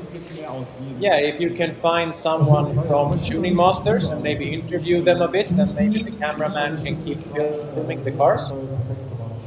Okay, ich kenne den auch noch, die ganz unbekannt war, die ganz klein war. Habt ihr dir schon was gesagt? Also, und Coole ist ja bei ihm, dann fragst du, was kriegst du dafür? Ja, gar nichts, das ist so ein geiles Auto. Du bist so, ja, also die Behinderung fing eigentlich schon an 2009, aber wir werden es ja sehen, die Roller und alle. Da kommt ja noch viel, viel mehr. Da kommt noch mehr noch einiges. Ich bin mal gespannt, aber deine Autos sprechen auch mal für sich. Du hast ja jetzt noch relativ neu, du hast den Gelbstar noch. Can you hear me at all, Madlyn? Yes, I can hear you. So I think we go a little bit to the back. Here's the big blaze from the Tuning Masters, and by the side is also a small stand from the Time Attack. I think we show you these cars right now.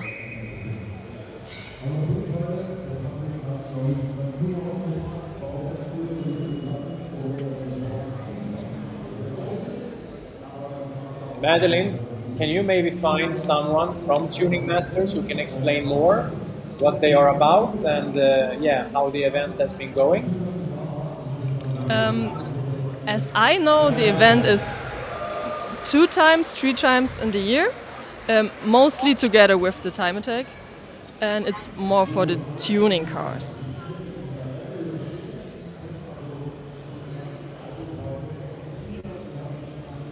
Do you know if there's anyone from the Tuning Masters? I think right now, no.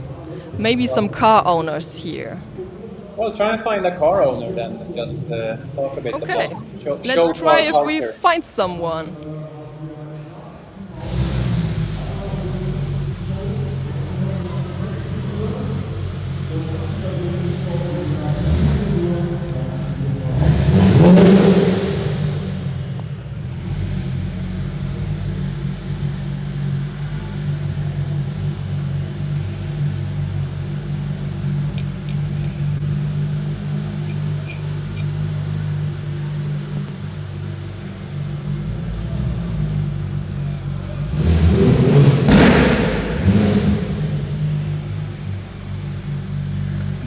doesn't look good. No, not much people there. Everyone. I think all the people are just visitors. Yeah. Well, in that case, maybe we will be happy with showing how many nice show cars you can see at this event. Take a little break from the racing and a little break from the drifting. So maybe if you go to the pit area, you can see a little bit more of the cars there, and maybe also the drifting. You can find Martin from the drifting championship. We can meet him, and we'll regroup here.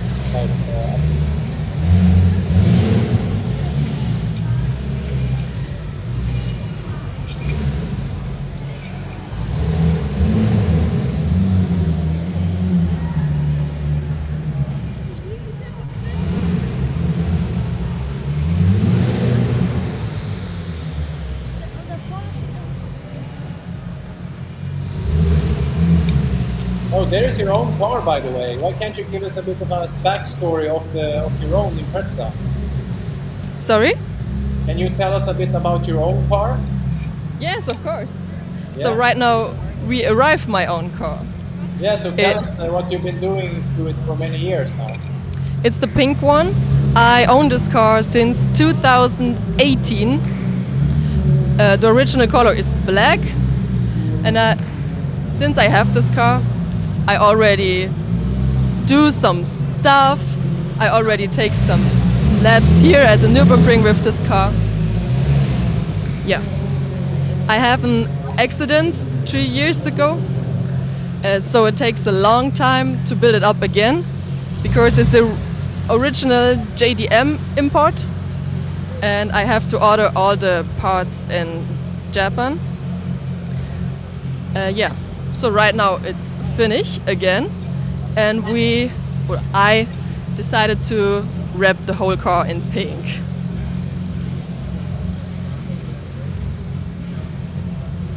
So you are working on the car mostly yourself, but I've seen you drive on the Nordschleife, but when are you going to race in Time Attack?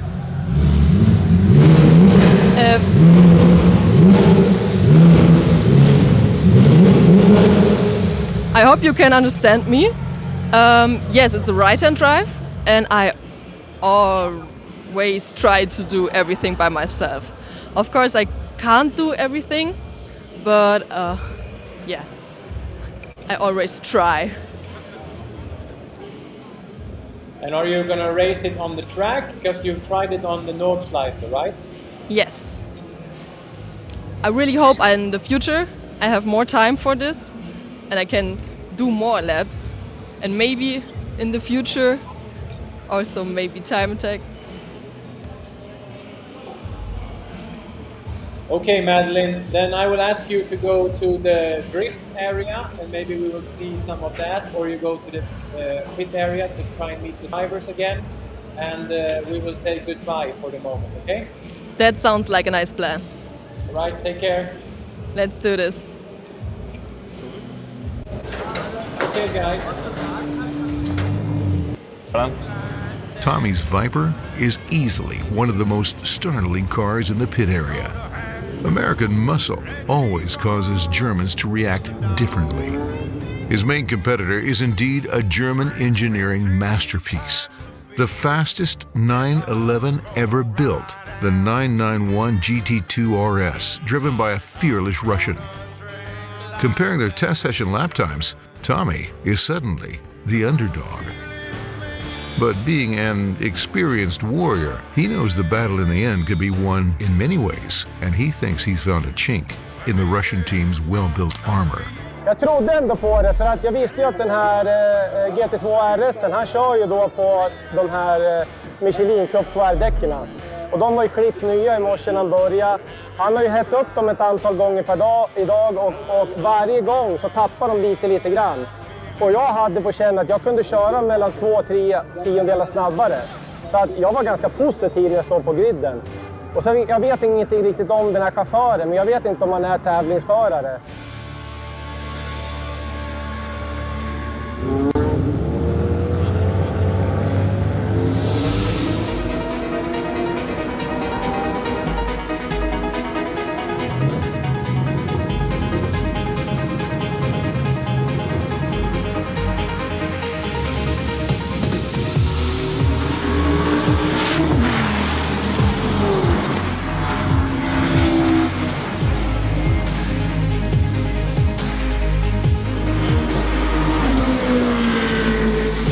After the qualifying sessions, the Swedes have performed well.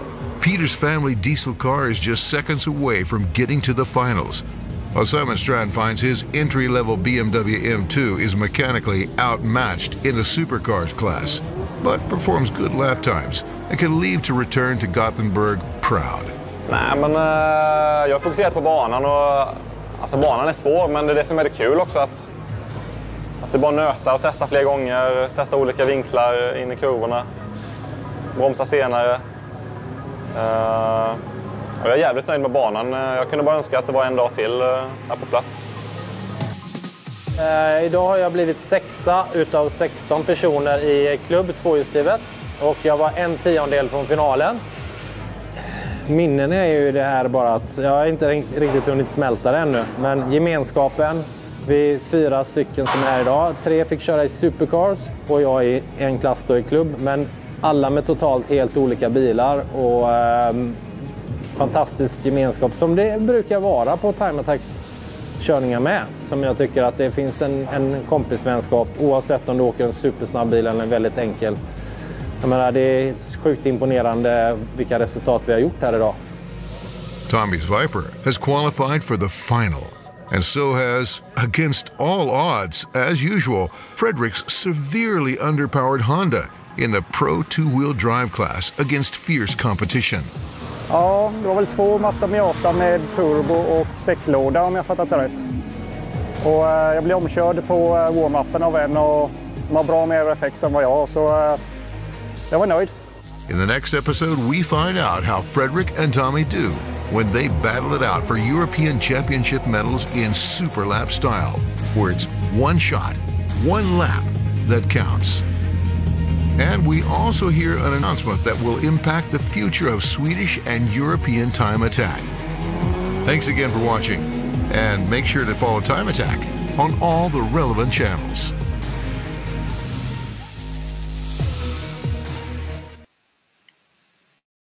Well, hello again, guys. Yeah, we're working as hard as we can to make technical issues, and as I said that the image glitched, but yeah, we're here and we're gonna support you with lap times and news for all the afternoon.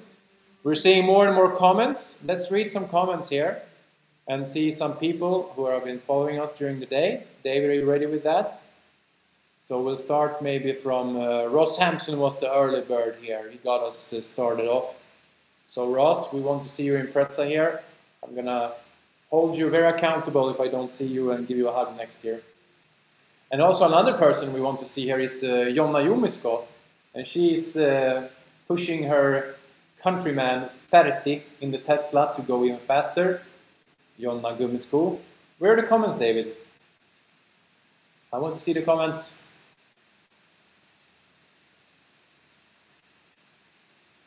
After that, we had more Finnish support. Unfortunately, I don't know what this means, but Pyro Ukko said, Terve ja heipe hei.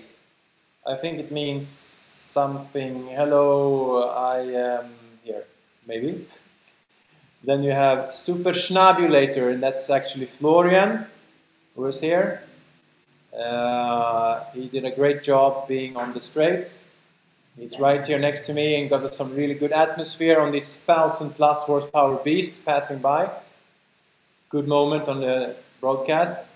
We have Erik Andersson, one of the more enthusiastic Swedish fans here. Go Tomi! And I think, unfortunately, he's referring to Tommy Gråberg. And he had a really nice, very unique Porsche 996 GT3 build, which has changed to a 991 drivetrain. And they're still working everything out. It's very few cars who have done this kind of modification of an older Porsche. Like an older but not that old Porsche that uses a newer drivetrain, engine and gearbox. So he's like a really big fan of the 996 platform. Maybe we can get like a picture of it, David. Can you wing us a picture? Looks quite stock and clean, but underneath it's a lot of work done to it. So it's a full PDK 991 turbo drivetrain. And with the help of Elite Projects of Sweden, who were involved in building Ken blocks, I think. That pink 993, right? There you have it. Very clean car, but everything underneath is very modern and up to the best Porsche standards you can have right now. But no, sorry Eric, I think Tomi had technical issues and did not make it to the supercar final. We also have Roland Nilsson with us here, an old friend back in the day, used to be the chief of inspections. Go, go! Also we have Ubbe Vet, another long timer, just giving the thumbs up. We want more.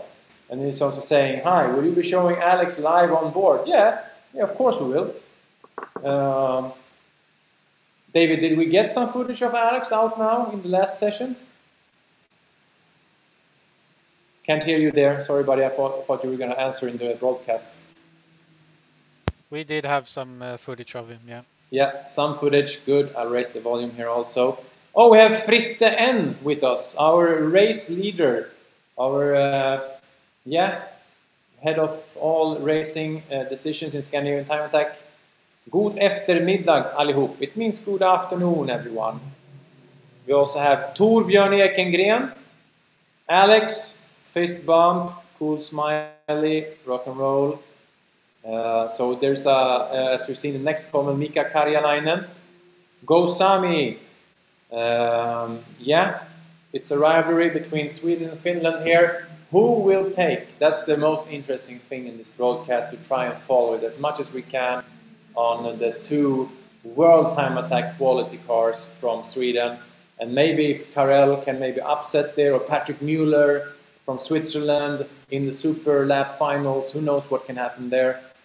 And finally Florian says, it seems that two-wheel drive is ruling extreme class. And yeah, besides Patrick Mueller, who has a quite, in comparison, stock Evo, it still keeps a lot of the balance. Actually, did we get some of the material from Patrick's interview, David? We met Patrick, a really nice gentleman from Switzerland with this fantastic Evo.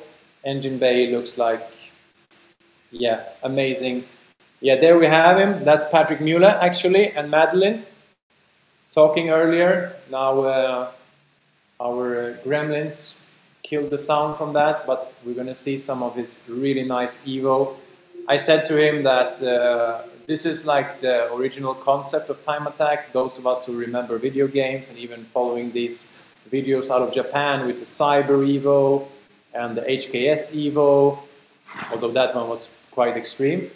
But this is like proper classic Time Attack. It's still quite clean to be an extreme class car.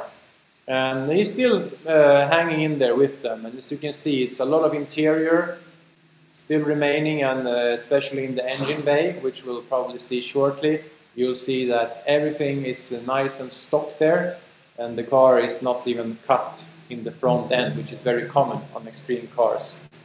So that is definitely a real classic when it comes to Time Attack cars. And I'm happy to see that there is more Mitsubishi Evos here, and I even on the Nordschleife saw them. So it's good the platform is keeping alive. I give a shout out to Ludwig, who is sponsored by Autogruppen. He is here and supporting Henrik Kammo Ryberg, another Swede in a BMW Z4, who keeps the spirit alive in Sweden. And hope to see more Mitsubishi Evos on the track. And there I am directing. That was a really nice clip. And we're actually jumping over to André Krutrök, our long journeying guy who drove 2,500 kilometers. A brief clip. What's going on here, David? DJing between clips here. Well, there you have André Krutrök's Yaris GR.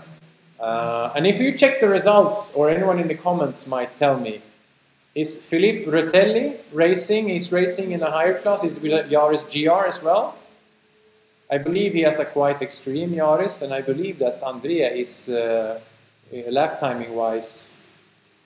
I don't know if he was faster, but for driving in a slower car, slower class, I think he was at a quite equal lap time. So there is like an unofficial title of the fastest Yaris GR in Europe going on there as well, but in different classes. So to Andreas' defense, he's running in a more street-friendly class. Love that livery, by the way. It's definitely something you'll notice in the pit area. And a nice collection of upgrades for our mid-level class challenge in Scandinavia. So we're waiting for Madlyn and see if she can find the drift organizer of the German drifting championship. So that's a quite, that's a clip of her talking with, this is a nice topic, by the way, as this is from Madlyn talking with the owner of, what's the name, Arta NSX. It's a company that specializes in parts for NSXs, been doing it for a long time. And I remember meeting him, ATR, and they are specialists on the NSX, and they are actually racing 2 of these newer NSXs, which for me is like a modern unicorn to find on the track. So this is like what we talked about, and it's like real shame that we didn't get to hear. There you see it, nsxparts.com. It's a shame we didn't get his own words on why he races such an old classic like the old NSX and now races 2 with a customer of the newer ones, which you barely see anymore. It was like kind of a, yeah, I think that this supercar was quite underrated when it came. And now you know, you can see it's a really timeless car, and haven't seen the lap times, but still fun to see tracked. And as the owner explained, and the owner of NSX Parts, is that on Time Attack you can really push the car to its limits, but do it in a kind of safe way. You can never come away with that in a disorganized track day, or especially not in racing. So that's why you still see classics like this that people like hide in their garage and maybe go to a Cars and Coffee meet once a month on a Sunday, and you barely see them. Now you see them on the track. So all the credits go to the driver and owner of that company. That, yeah, the spirit of Senna, so to speak, this is how they were intended to use and not to be stored away like old hypercars and stuff they usually end up. So we still have around, David, can you update us on the schedule a bit? We have here also, we can wait with that clip maybe, just take a look at the schedule to get ourselves a bit up to date with everything. It's a shame that that also clip with the driver, there you have the pro driver, the former World Series winner. I think it was 2006 he won it, in some really tough competition with like Sebastian Vettel and other guys you might have heard about. But now he's here and driving the Revline Porsche, which is the fastest car from the qualifier and the fastest car in the training session. So the question is, are the Finnish team sandbagging a bit and saving the best for last in the Super Laps final, or is the Revline actually going to come with their new engine setup, just a few months old, and actually a very few limited amount of test sessions, and I think one competition actually, are they gonna come in here and steal the European Championship and the bragging rights for being the quickest car in Europe?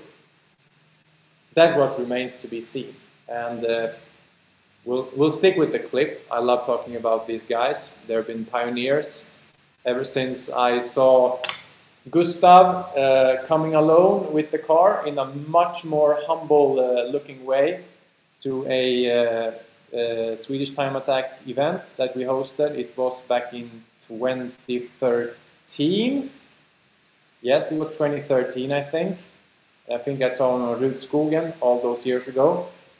And the way the car changed from one year to another, and especially from 1 year to the big time breakthrough for Swedish Time Attack 2015, when it was on national TV and we had our own magazine. As you can see, the European Time Attack Masters documentary, we made similar kind of TV shows, which was broadcasted on a national channel.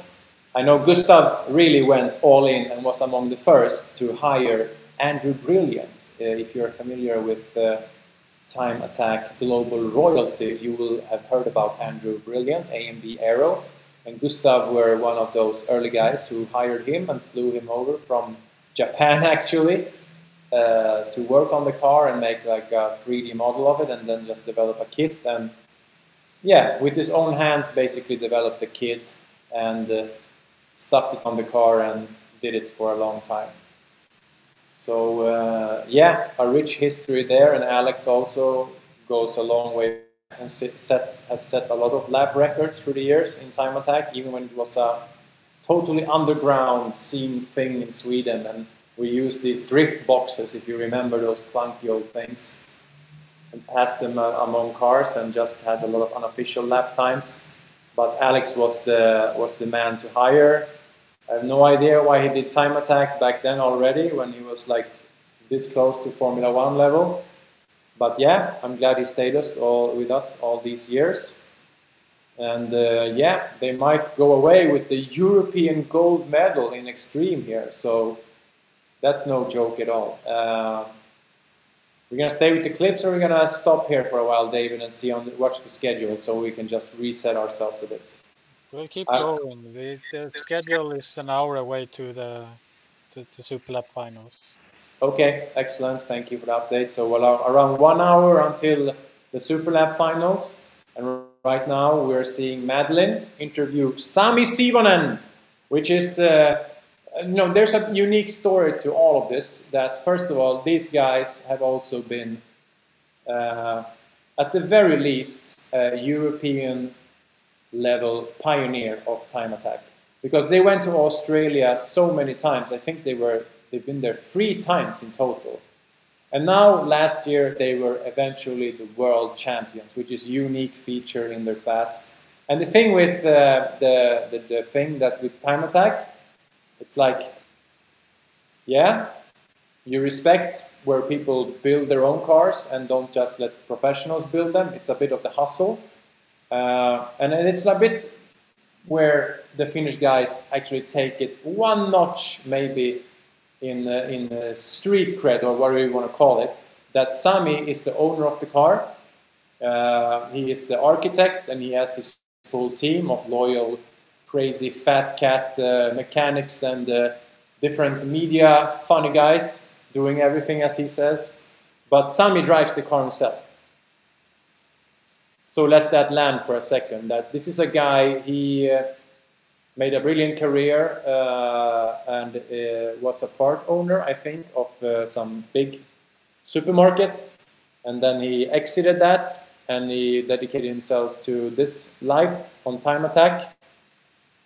And he has driven the car. And he's like, I think, very limited background in racing, but started doing this. And now the car and him, the unit, are one of the world's most well-known teams. So, and Sami has always been doing it, and he's had a few hard crashes and always brushed it off, a few curses here and there, and then they're back on the track. So a very dedicated team, and yeah, for sure they're gonna drop everything. And I think I've heard their media manager say several times that Sami, like every other Finn, probably most of them, like super cool as a cucumber, as they say.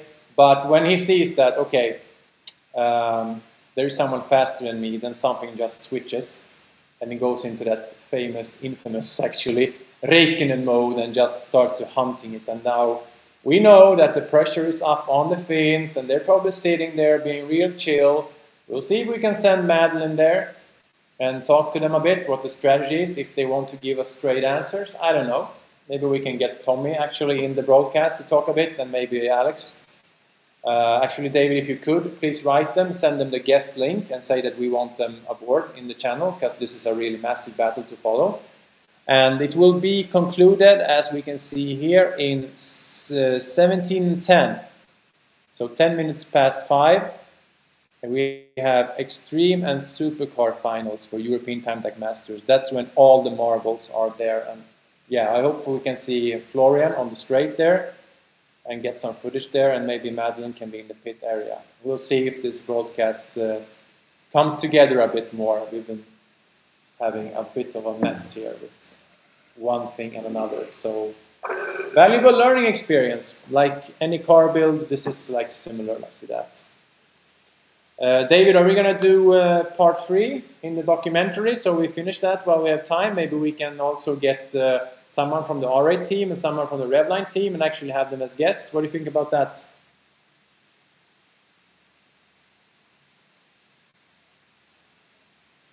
David, can...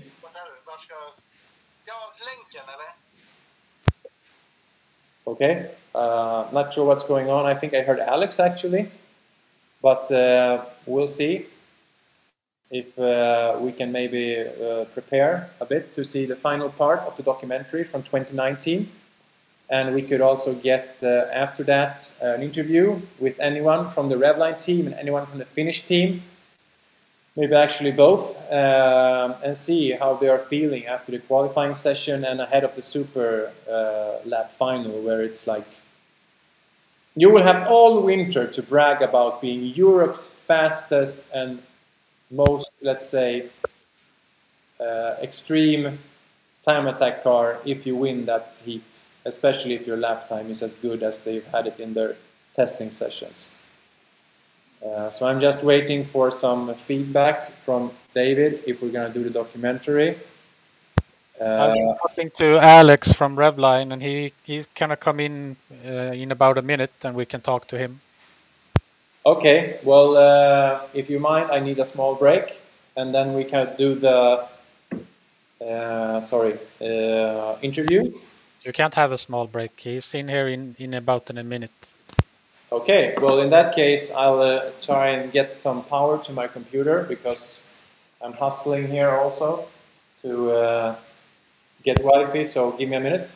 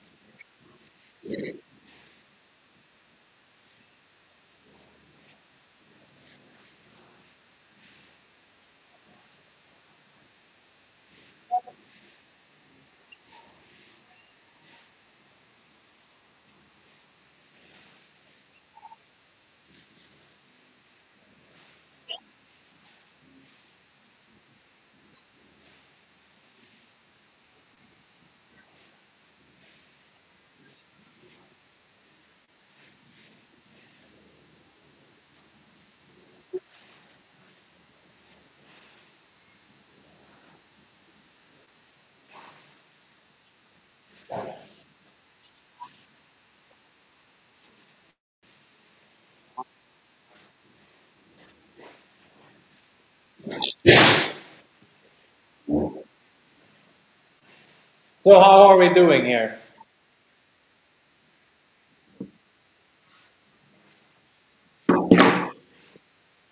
Yeah, Alex, can you hear me?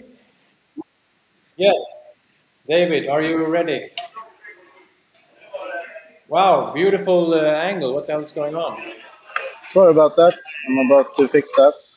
It is like a children's show and you're going to play some games? Sorry, I'm just, we are working for a good final. And I'm just copying the onboard onto the computer. Yeah, well, this is what it's all about, this broadcast, actually. So we really appreciate you hustling to join us. Yes. So, Alex, tell us a bit. I know you told me after the practice sessions that you were kamikaze driving it a bit. So, you have finally a engine that delivers power. So, tell us, what's going on in the Revline Porsche? Well, you know, we've been fighting for the last couple of years with, let's say, engine issues.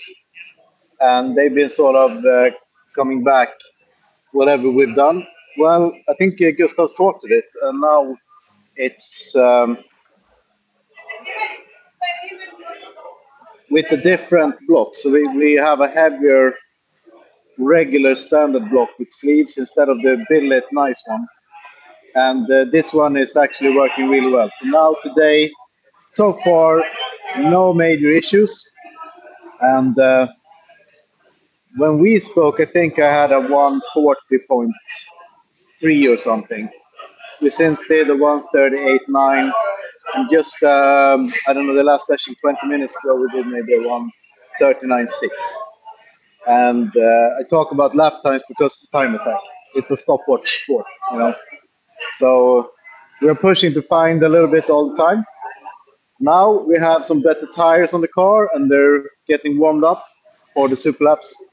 Also, So, do you have sticker tires on for the finals? that's yes, for the first time since King of Mantorp, and then we couldn't actually use them because they didn't run in the final.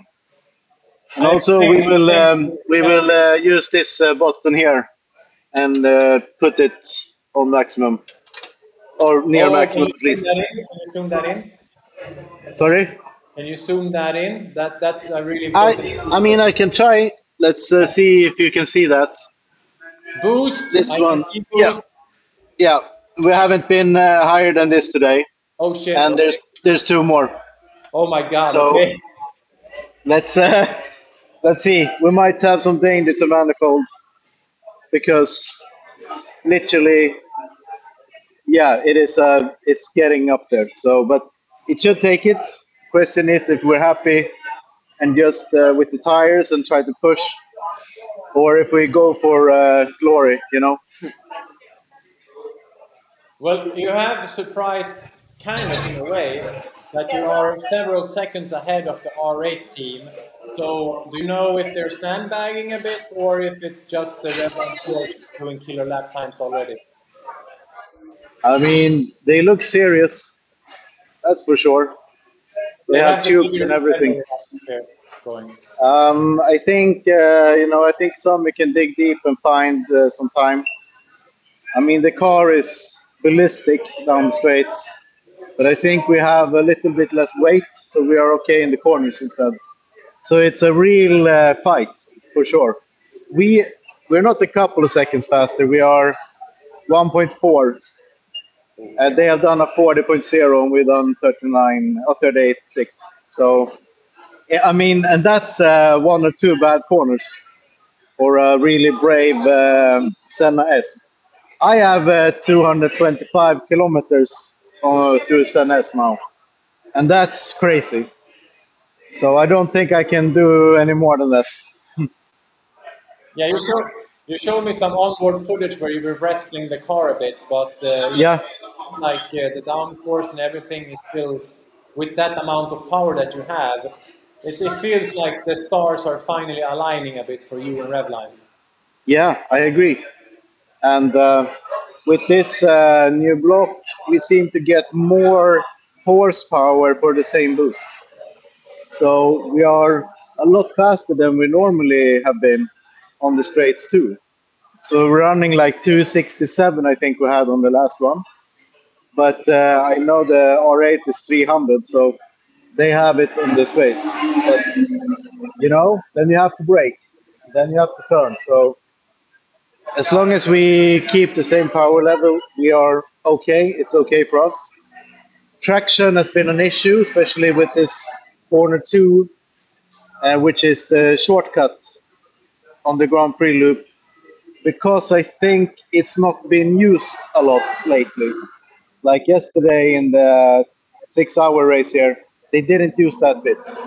So it's really slippery and dirty and there's no rubber. But it's getting better. But we have wheel spin in 2 gears exiting there. And I'm like, it's almost like the drift show sometimes. So you have to be really careful in this place. We don't have any traction control for some reason, and so it's tricky.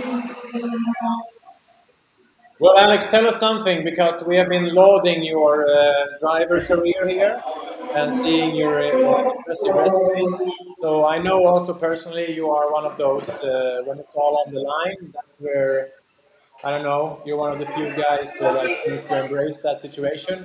Can you give like a normal time attack driver and even like anybody how you like step into a comfort zone, or are you actually nervous when it comes to I mean, I know you've had everything on the line in the World Series, and it's been really tough circumstances.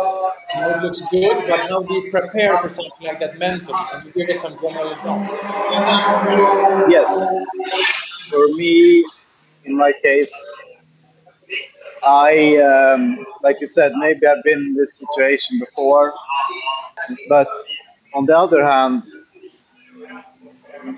I try to really prepare myself. I look at the data and the onboard from the lap we just done in the previous session.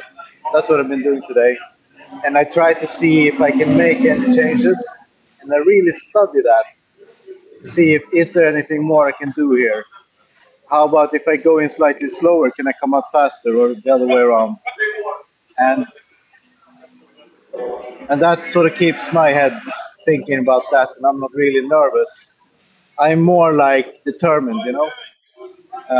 On the other hand, on this last lap, I come in, I really sent it into turn 3, like 200 entry.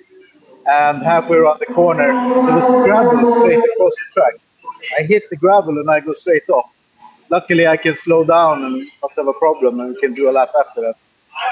But then, of course, on the next lap, you're a bit more careful. So that's the thing. But otherwise, it's been mentally okay for me to just think about what are you going to do, how are you going to do it, and just lock in, focus on that, and forget about anything else, and the lap time will come. Okay, so basically doing your homework a bit and just Yeah, instead of thinking about being nervous, just work on what. I mean, for me, I work on what I need to think about to do, and then I can, put my energy towards that. So if you're going to be a little bit more, let's say, offensive here, how nice would it feel? You and the Finns have had a rivalry for many years, and you've been in Australia and battling. So this is like for the European goal. This is like the historically most important European ever. So how nice would it feel to beat the Finns, even though you're a bit of an underdog here? Yeah, obviously we're not on the same amount of competitions, so we are a bit. Nobody really knows where we are. We don't know either. And from a rival point of view, we came in here knowing that they are the ones to beat, and we're pushing because of that. And also, I think they hopefully are pushing because we are pushing, and then we can take turns and raise the bar. And we've been chipping away at it, so we've gone faster every session a little bit. And I think the super lap is really going to be maximum. The best I can do and the best the car can do for sure is coming. And I think it's the same for them. So it's Sweden Finland, which people in Sweden and Finland will know about that rivalry, but other Europeans maybe doesn't. But it's more important than being the European champion is being the Scandinavian champion. Yeah, it's really heating up. It's heating up. Final question, Alex. I recently seen the F1 movie, and actually the main character, played by Brad Pitt, kind of reminds me of you a bit, with his. Yeah, we look the same. Yeah. Yeah, you're like twins, of course. Yeah, I hear that. Also how your careers and that you have done so many different things. So tell us what in Time Attack makes you coming back, and what is the atmosphere like that apparently makes you come back? The coolest thing you can drive on the Nordschleife, of course, on the Nürburgring is the 24-hour race. It's world famous. They have the big factory teams. Those cars are slow compared to this. And for me, it's about pushing the limit. And there's no other real place you can do that. You turn the car up to 12, and you just... Superlapse is perfect because it's a good example. You just put everything on the line. And that's what keeps me coming back for sure. And also, the developments and the constant, you strive for perfection, if you know what I mean. And that's the best feeling. Oh, so now the R8 guys having new tires here. So The big cheeses are out. yeah. Now no stops. You know? The war is on now. So bonus question: what do you feel about the future of time attack and European time attack? Do you feel it can develop? And as we can see now with battles like these, that obviously the development in the past only few years has been massive. Yeah, and that's why it's cool also that we are keeping up for our sake because we missed the last couple of years really. The future I think looks bright. There's was 130 or something cars here, and there's a few really fast builds, and so I don't see why it just can't develop and get better. I should also say that we have the drift show, we have the show and shine, we have the DB race, and everything is really cool. We've been walking around looking at the other cars and enjoying the day, not just the time attack, but also everything else. And there is a lot of people here watching, like spectators. And I think that's really refreshing too. Yeah. Well, Alex, I'll let you go back to the team. Thank you for your time and good luck. Sure. And let the battle really end on a really epic note. Yeah, thanks. Looking forward. So, David, what do you say about switching over to Madlyn, who is something totally different? What is going on here? We're actually seeing some drifting going on here. Madlyn, can you hear us? Are you with us? Yes. Can we get you in picture as well for once? Sorry? Can we actually get you in picture as well for once, so you can tell us a bit of all the drifting going on as well? It's very, very hard for me to understand you because, as you can hear, it's fucking loud. Yeah, the famous F word loud, but nice to see that we also have some drifting here. Have you found Martin, the series promoter? Okay, we try to go a few meters away, so maybe I can understand something.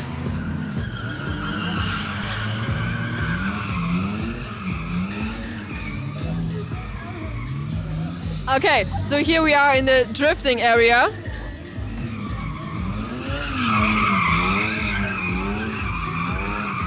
That looks excellent. It looks like there's a small energy drink company that are involved a little bit, which is very interesting. But have you met the organizer of the drifting, Martin? I think no, but we can go where the driver's place is, and maybe we can find some driver of the drift cars.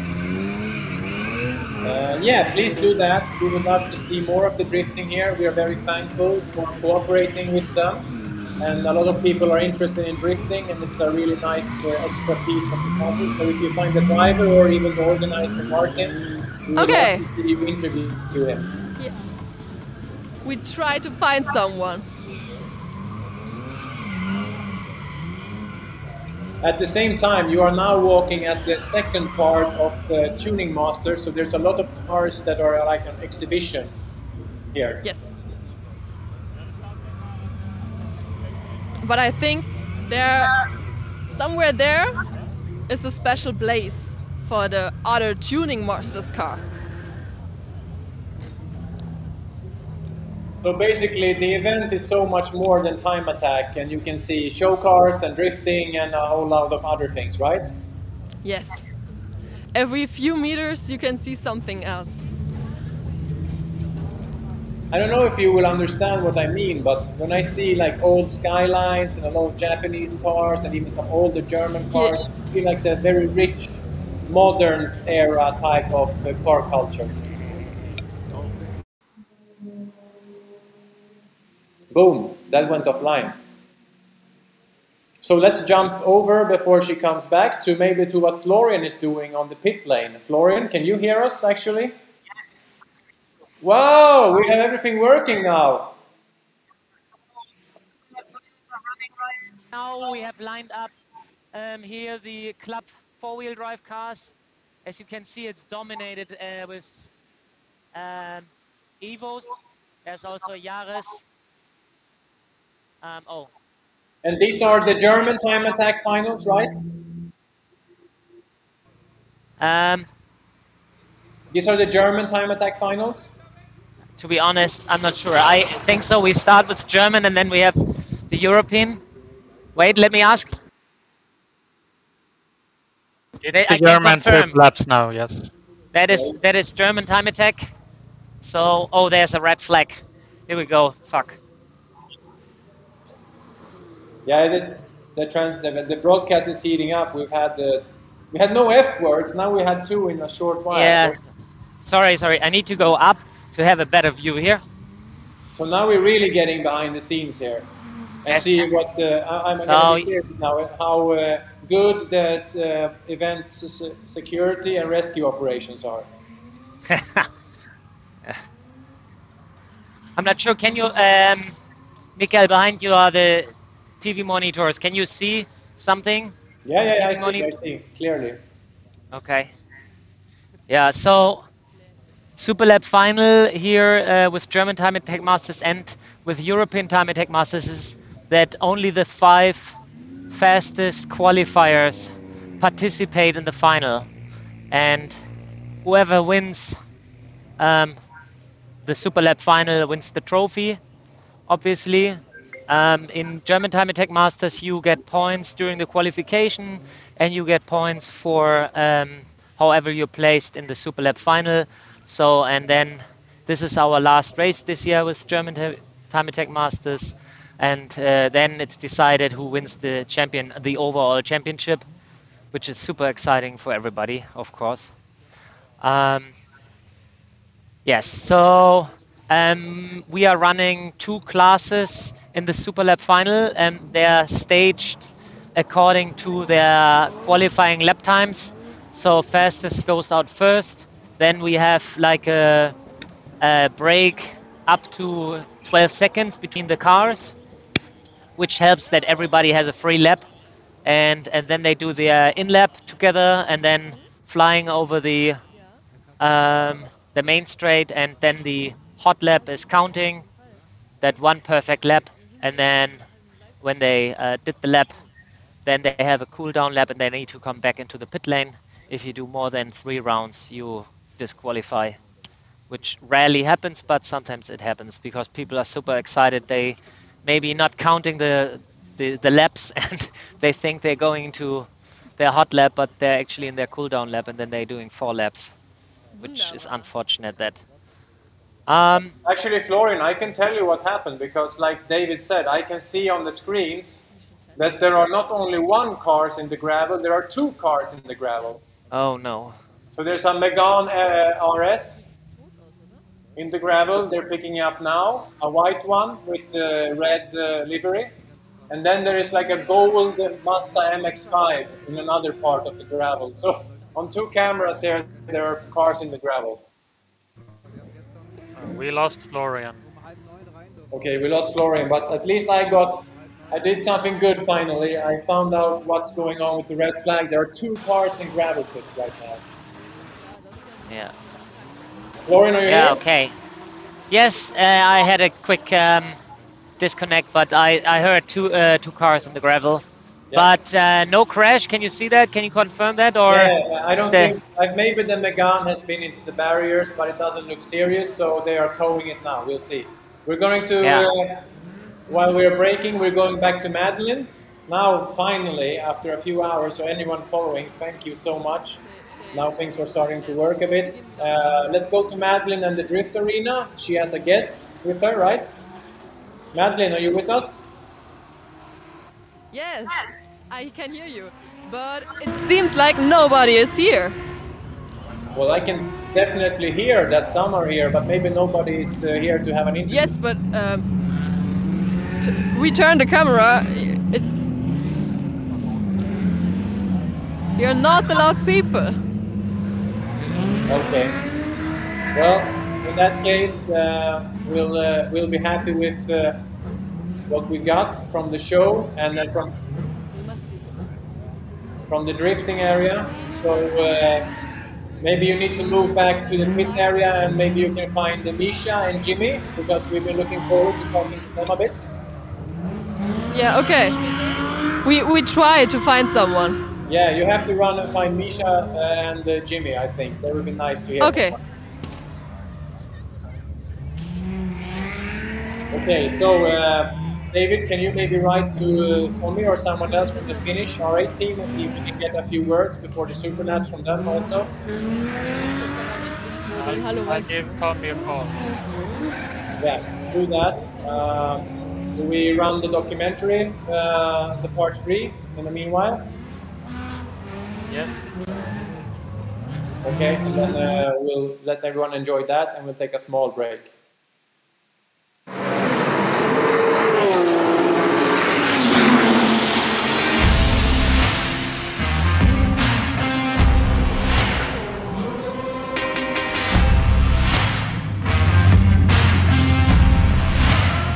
Welcome back to Nuremberg and the final episode of our mini-series that follows Team Sweden at the European Time Attack Championships. In our previous episodes, we got an introduction to this incredible racetrack, met everyone in the team, and saw experienced veteran Tomi Grober and tuning car enthusiast underdog Fredrik Gahammer make it to the Super Lap final. Let's not waste any more time.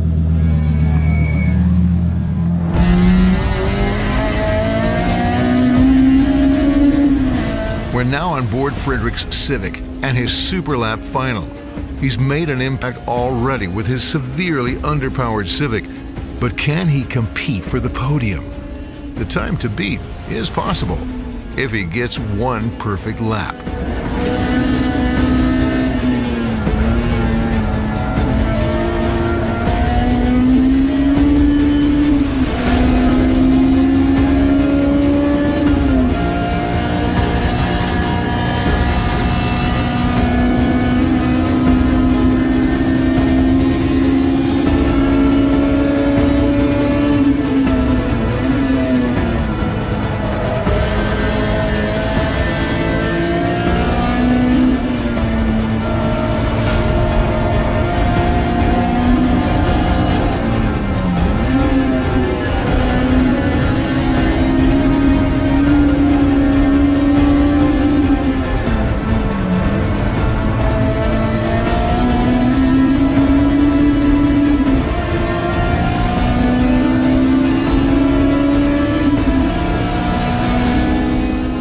Jag gillar superlap-finaler. Det blir lite spännande även för publik och sätter lite press på föraren också. Det känns riktigt bra. Jag är mer än nöjd. Det är, som sagt, min bil är inte ens byggd för det här reglementet liksom, utan man blir inkastad i en klass där man har ganska lite effekt på en snabb bana. Så jag är jättenöjd med både min körning och med resultatet. Tomi Groberg is locked and loaded his focus on cutting down almost 1 second off his personal best. If his team's calculations are correct that the very soft tires on the Russian's GT2 RS are getting worn, that could mean he would be competing for the European gold medal.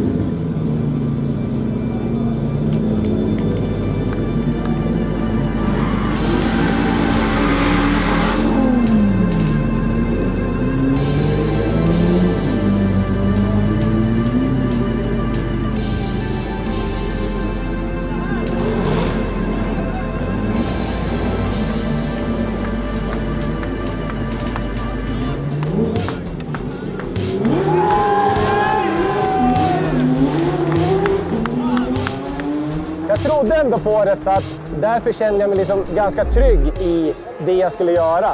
Sen kan inte jag självklart säga att ja, men jag går ut och dunkar dit en 8-3. Det funkar inte på det viset. Alltså det var ju grymt skönt. Alltså, det är ju så att vinna, det slår ju allt. Ja, men det är ju bara så. Framförallt, jag menar, nu har vi krigat på här i 3 veckor. Det här är en lagsport. Jag har mina mekaniker med mig. Alla har gett allt. Och då som chaufför, att gå ut och kunna leverera när det verkligen gäller, det är helt oslagbart. Det är ju bara så. Det går inte att sticka under stolen. Så att det är grymt skönt. In einer Dodge-Weibe aus Schweden angereist, Tomi Greberg! Ein Applaus für unseren neuen Europameister aus Schweden.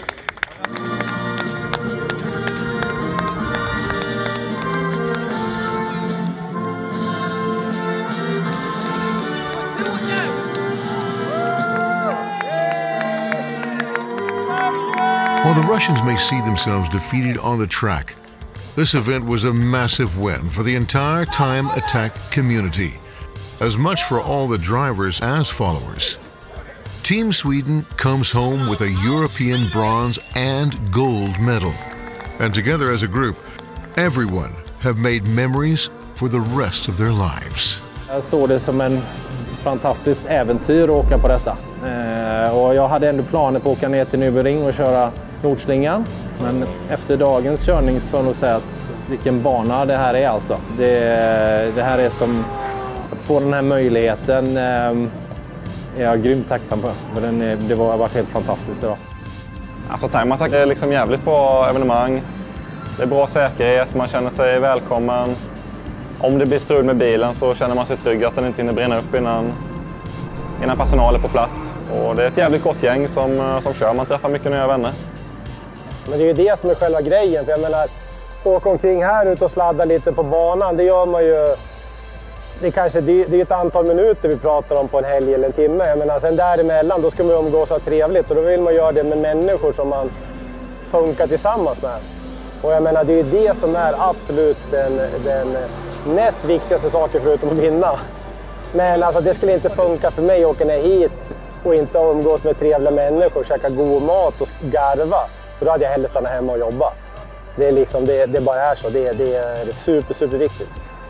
Och sen att vi gör själva utvecklingen med bilen. Det var en grej som vi bestämde när vi köpte bilen. Första året ska vi se vad vi har köpt för någonting.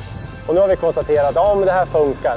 Målet är alltså, vi ska bygga en av världens snabbaste trackday Viprar som är gatlegala. Det sticker vi inte under stolen med. Och det är vi ganska säkra på att vi kommer lyckas med. Om jag kan inspirera någon annan att göra det, eller flera andra, så att vi kan bli ett gäng, så vi kan ha trevligt, vi kan snacka skit och vi kan försöka spöa varandra. Så att det är ju det man vill. Så det vore ju fantastiskt kul. Så att ni som är där ute och liksom kikar på det här, vad fan, kom igen nu kör vi liksom. Ska vi visa de här jävla ryssarna nästa år? Ska vi spöa skiten ur med flera stycken svenskar?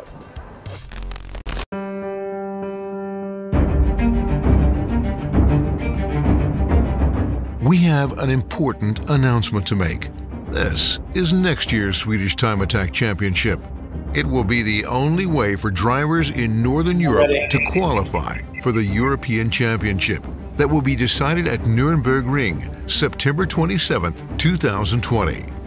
For the first time, this means we crown true Swedish champions.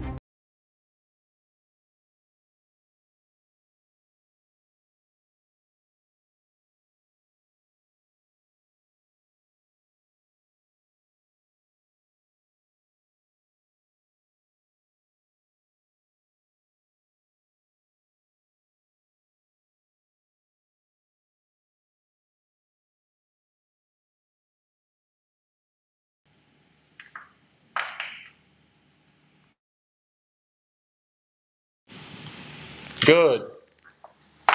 Unfortunately, I can't hear anything. Click unmute, turn your mic on. No, I can't hear anything. Screw this. You can also jump to my computer. I want to film the screen there.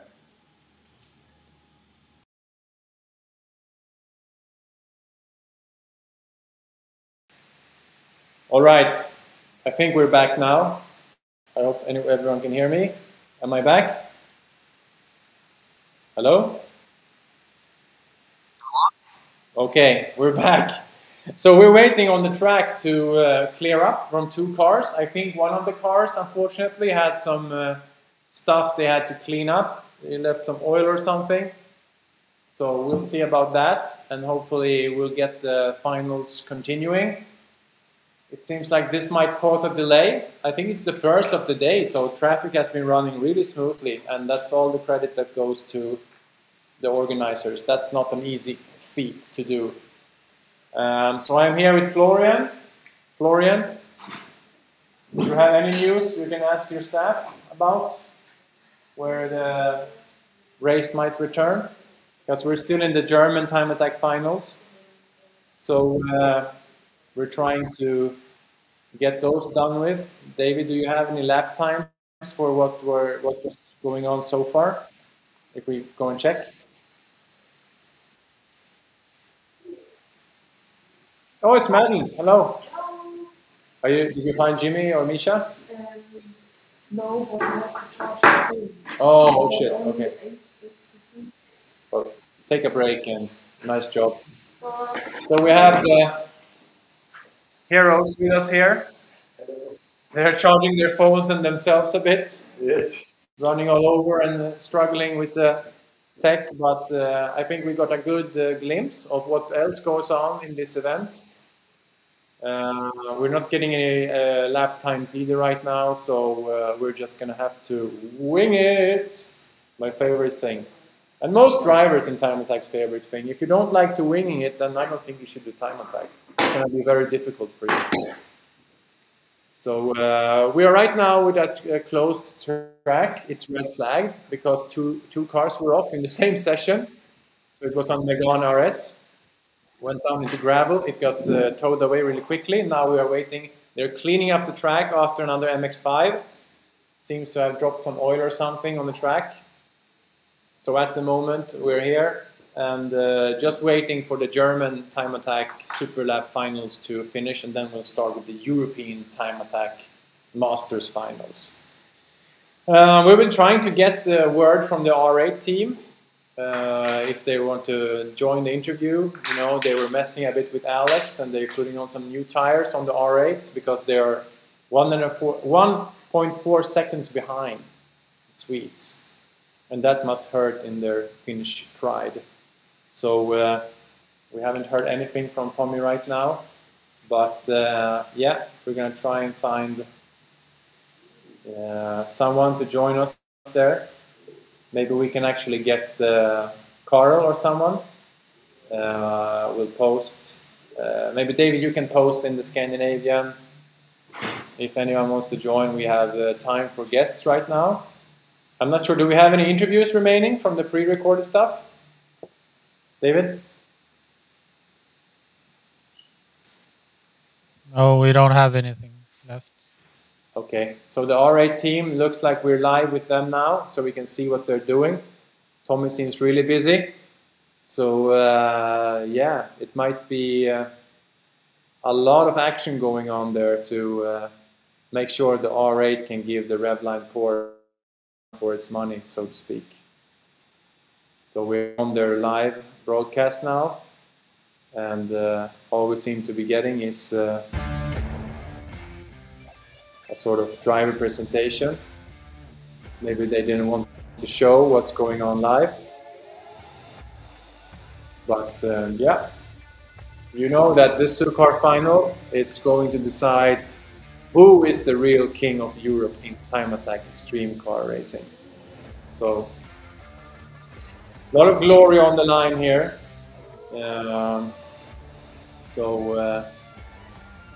Empty track and quite empty content here as we await. Do we have any comments? Anything new here? I see we have David, if you put up Mats' comment. It's a cryptic comment. We have advertisement from the R8 team. Nice. There's really nice barbecue sauce, by the way. I had some from King of Mantorp, and unfortunately I finished it. It was really, really good. So it's writing in Swedish only paying because it's, well, northerner. No, not just that. It is interesting. Good luck. And then we have Helmut Eder, driving 2,400 kilometers alone to an event and now third in his class. That's André Krutrök. Go, André, go. That's nice, getting some international support, and he is probably getting mentally ready for the Super Lap final in the club four-wheel drive class. He was P4 in qualifying, but as we all know, it's all about keeping it together and running your best. When it's one lap, all in, that's the only thing that counts. So suddenly, if you're P1 in normal qualifying, you might even miss a turn and you end up last in the final. So not sure we have something else to show here. Any other backlog material, David, we might do for a break to just gather ourselves up as the track gets cleaned up? Maybe we can find some of the clips from Scandinavian Time Attack highlights videos. You could prepare those, maybe. We have the lap from the R8, so why not take a look at that if you wanted to. Is it from this event? Sorry, didn't get that. Yeah, it's from this event. From I think it was 2023. Okay, so the last time the R8 was here, we had the full lap. It's the old track layout, but let's play it so you will get a feel for the track. We've seen some live on board, but now you will get a full lap. So we'll take a mini break and we'll be right back.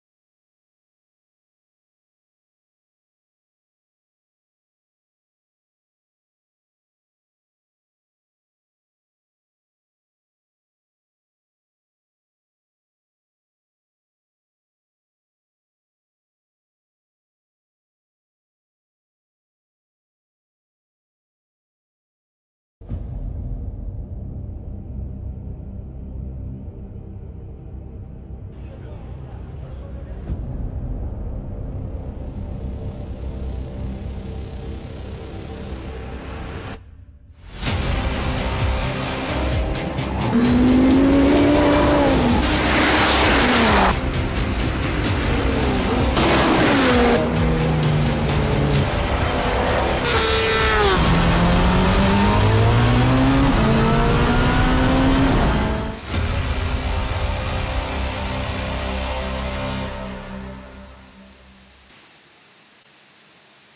so we're back again. We saw the best lap the R8 did last time they were here. And we're still waiting. I can see on the video behind me that the MX-5 is getting picked up now. So we have a lot of people who are very anxious to go and do their final in the German time attack, and then we'll have the European time attack finals, and we'll see who brings home the European gold and get to have a really nice winter break and rebuild their cars and or just refocus for the next season. We've had some really nice guests so far and comments for nice cars joining us next year, so fingers crossed that the event will grow and we will hopefully also improve on this format a bit. So thanks for being with us. David, do we have any news from the R8 team? No news. They're busy getting out on the track right now, so they don't have any time. Yeah, everyone's preparing. Again, this is for all the glory and all the bragging rights, being the European champions. So, yeah, we still have a little bit of a window to go here. So we'll see, and we got the interview team. They have their phones on charging here. We'll see if we can find Misha. Misha, the world famous influencer from Nürburgring, the best source to get the true atmosphere from Nordschleife. And we have Jimmy Broadbent also, who has been attending with this Ferrari 360. So nice to see that Time Attack is growing and attracting some mainstream profiles. They were also successful yesterday, to comment on that they won their class in tough competition with their M4. So congratulations to them, to also proving that they can race at a very high level in real racing.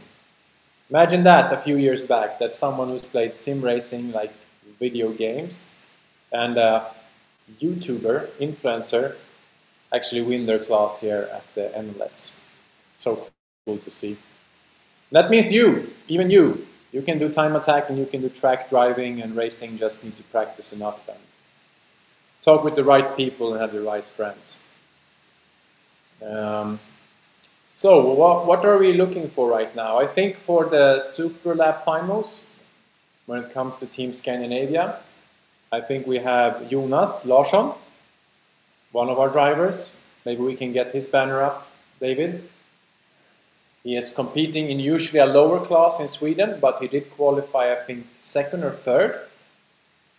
Third, I think, in the supercar class. The BMW M2 with supercars, it's a bit of a mismatch, but he did very well, and I know he's a very capable driver also in Super Laps, so he might have an advantage there.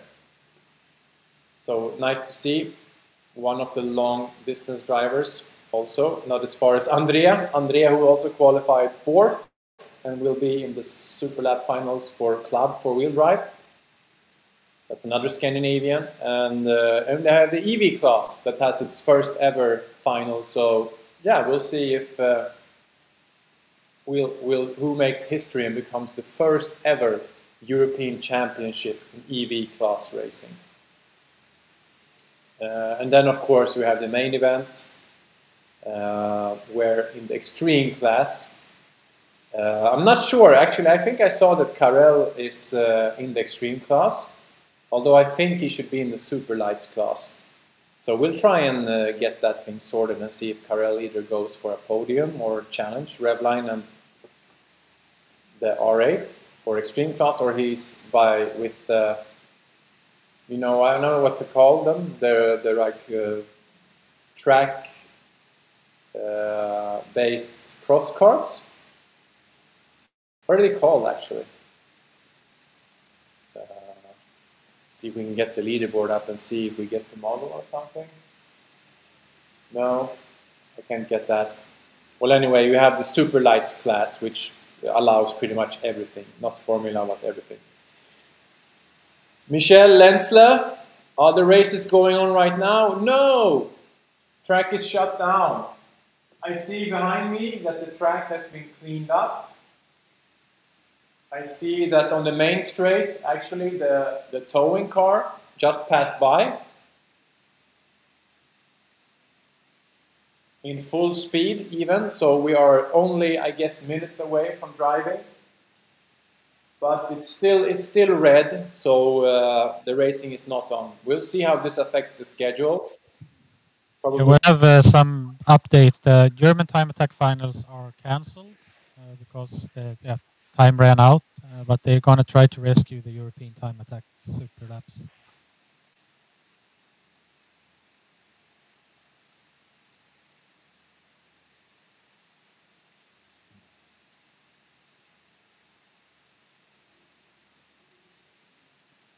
Okay, so Karel is in super lights. Did you just say that or no?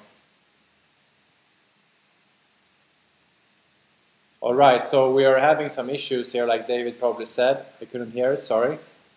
But right now, German Time Attack Masters is cancelled due to the different track incidents. And now we're trying to rescue the European Time Attack Masters. So yeah, busy days, unfortunately. And we're trying to see that the schedule rolls for European Time Attack.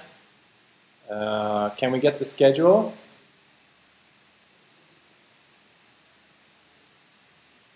David? To see how we are doing there.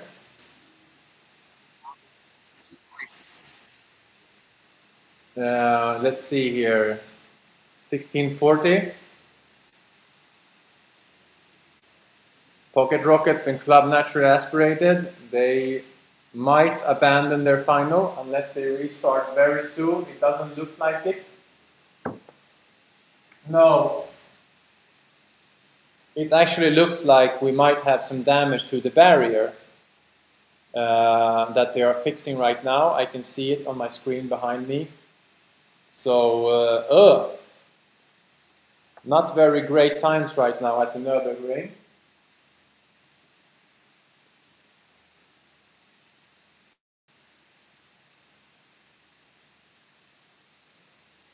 They have a big ass crane there. I think they are rearranging the tires, the tire wall. So yeah, this is quite anticlimactic, but it's a part of racing. Even Formula One, of course, has accidents that stops races. And if you talk about NASCAR, then it's like 50% of the race are accidents and yellow flags. So we'll see. They're working very hard to see that if we get to the final and how many finals we can do. We are, I think, right now in the schedule. Yeah, well, it does look like we have driving time until 1800. So I think we're going to get to the European finals at least and make them run. The drifting finals start at 1700. So they're going to start in 10 minutes, but they have their own corner. They're living their own happy life. So we'll see how that goes. And yeah, right now we're just hoping that the barrier gets fixed and we can start racing, and we'll see if Florian can get down there and keep us in the loop on how it goes for all the teams. So right now, a bit of a delay, much to the disappointment of everyone. And yeah, we'll see here, trying to figure out here.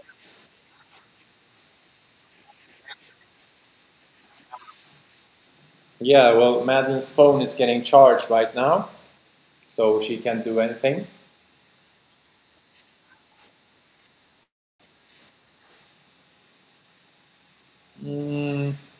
Yeah, there is a power bank here.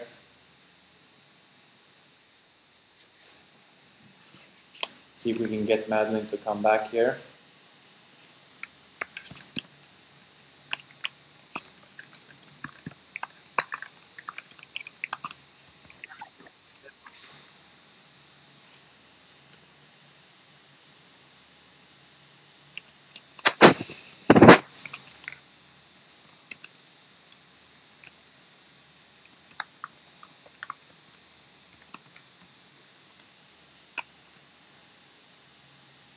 So we're right now right in the middle of nowhere, where we have nothing on the track and we have nothing fun to do.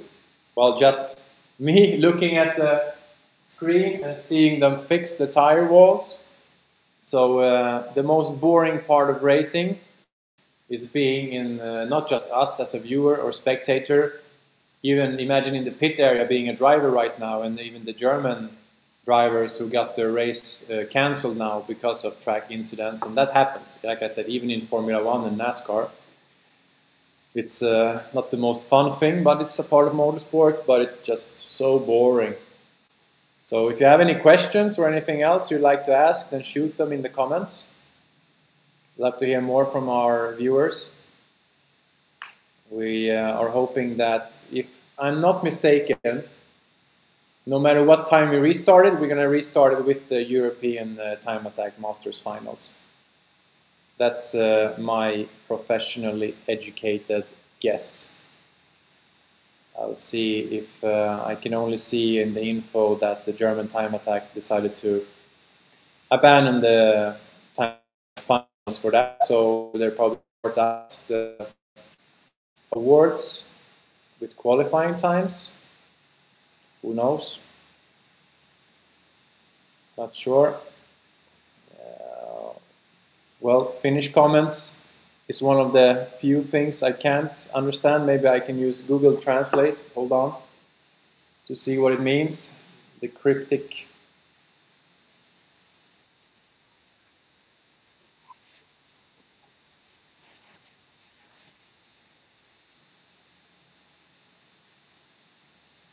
So guys, I think I'll try and take my phone and my headphones and head out a bit and just see what's going on, and we'll see what comes on. I can't interview people, but at least I will have my camera and I will be more in the thick of it. And to answer your question, Jeffrey Bergui, what is going on is that we had two cars going off the track. One of the cars damaged the barrier, and now the barrier is getting fixed. So it's like a quite dull moment in motorsports. But you know what? I'll do it like this. I'll put on my earphones. And if we can get some action going. Let's see, David. Which link do I use?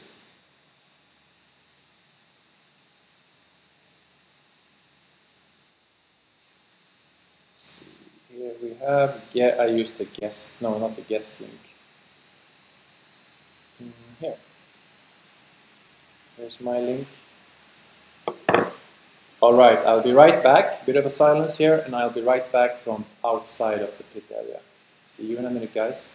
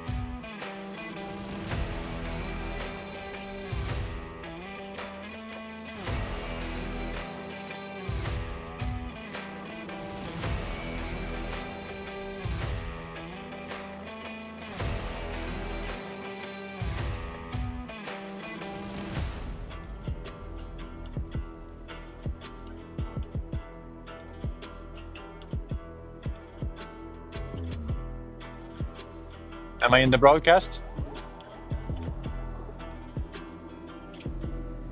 Hello?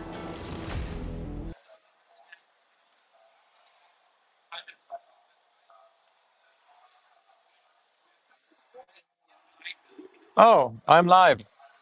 Well, look what we got here. Unfortunately, the race has not been resumed, but a long way from here, we can see a part of the Nordschleife actually, way further there, full of action. It passes through here, so if you do any of the tourist laps, you're going in the far end there. And just check this out. I don't think the camera captures the beautiful view and all the valleys and all the hills and everything, but this is magical. I'll Why don't take a we head walk and down get to... down into the pit area.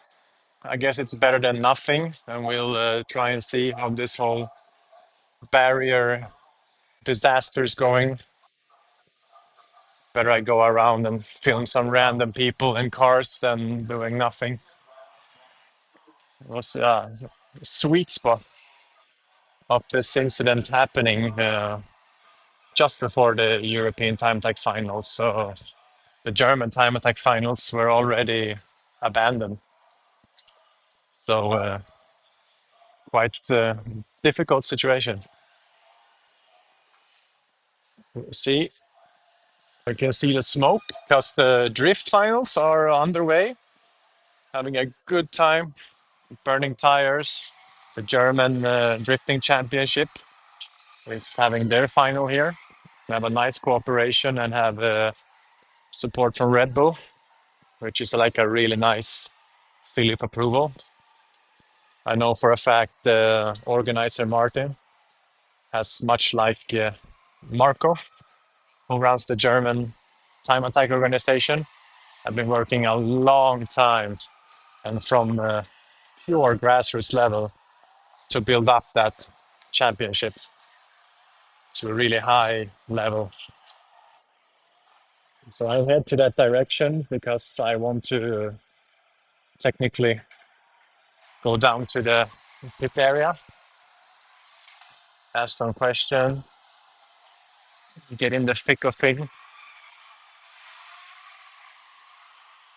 and see when we can get the finals going. And I could return and talk about the results of it. So here we have our team. Hello. Here we are. Have you heard anything? Sorry?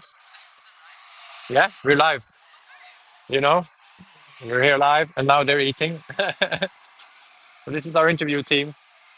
I'm just going around doing something while we wait for the race to restart. So go back there and get interview equipment. They have some battery and then just go to and find Jimmy and Misha maybe. Well, Madlyn and cameraman taking a quick break.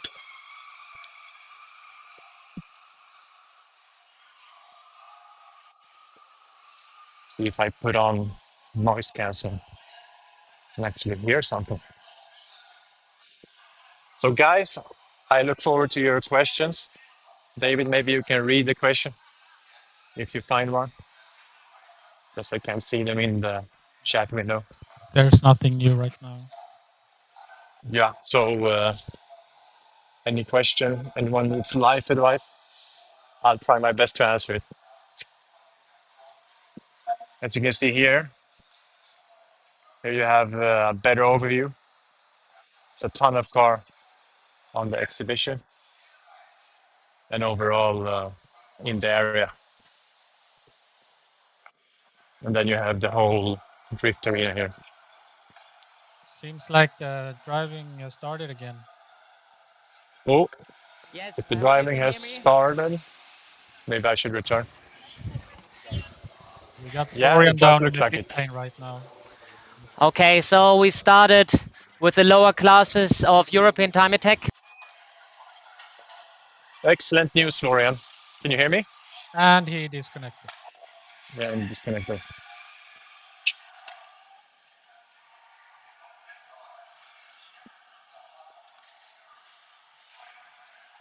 I'll take a walk of honor through the pit area. I have to go back anyway. Actually, can't go through here. Or can I? No. Sorry, guy. Just trying to find my way around here. It seems that David, I can see people going up on the long corner. So I'm going to return to my private space where I can see the results better. I also asked Madlyn to support us way back in the pit area.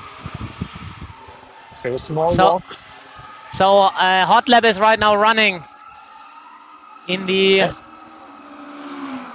pocket rocket class and club 2-wheel drive NA. Thanks for that news, Florian.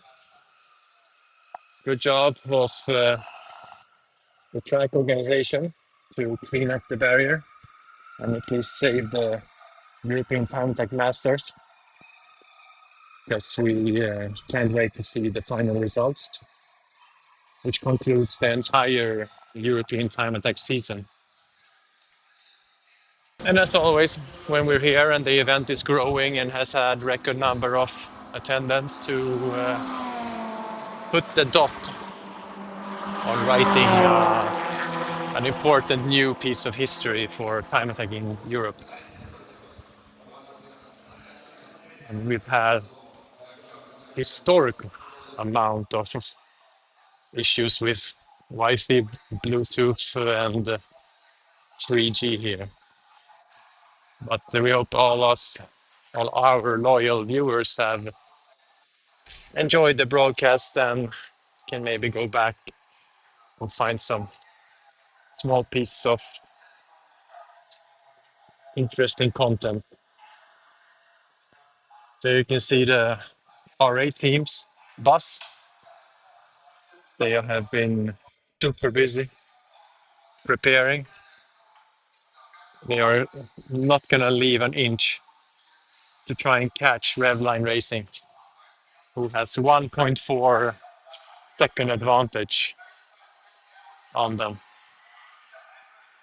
And they are truly dueling for the glory of being kings of Europe in the extreme class. So yeah, small walk for me. You see some of the pit area. Fortunately, can't capture all the glory, which this track and the background and the whole back end down the hill, literally, is such an amazing thing to see and also probably to drive as you go down and then climb the hill through a chicane. Pretty unique stuff for any track here in Europe. So I'm back, and if you give me 1 minute, I will be at my station. So please bear with me. Or Madlyn gets the power bank. Madlyn. There she is. You have you charge it. And here you go. Look, I've never seen a woman so happy for a power bank. It's like Christmas. Okay, David, I'll just make a quick switch here and I'll be back.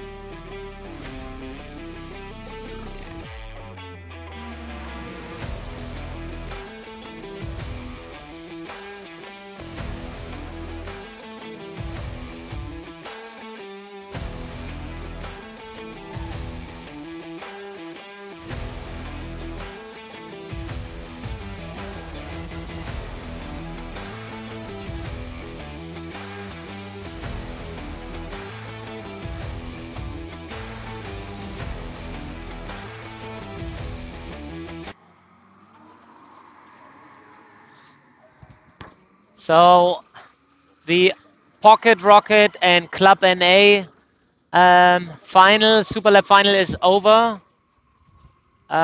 You should see on Speed Hive their lap times. I have no clue right now from my position who won, so it's a big surprise for me. The next...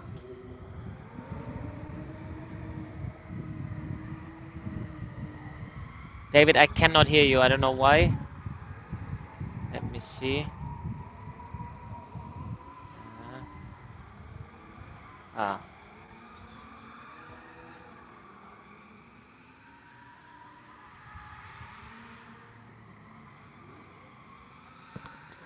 Say again something, David.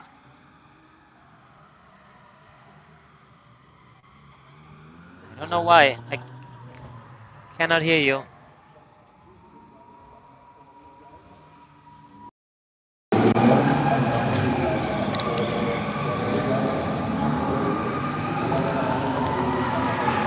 There we go.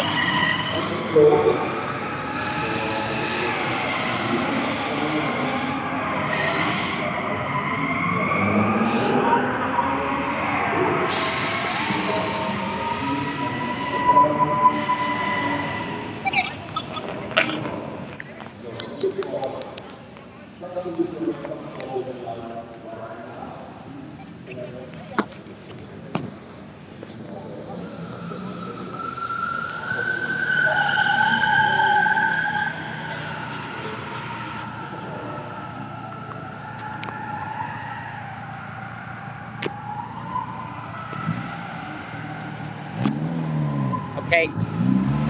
Starting right now.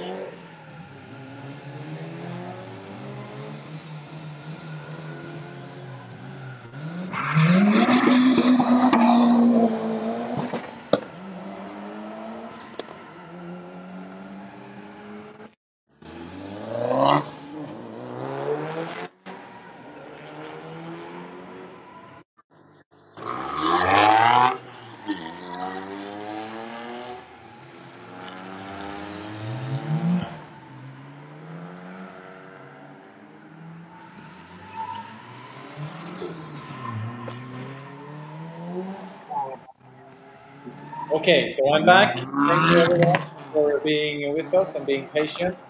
Florian can hear us, but we will be very happy to hear all the wonderful sounds of the cars going out on their super lap attack.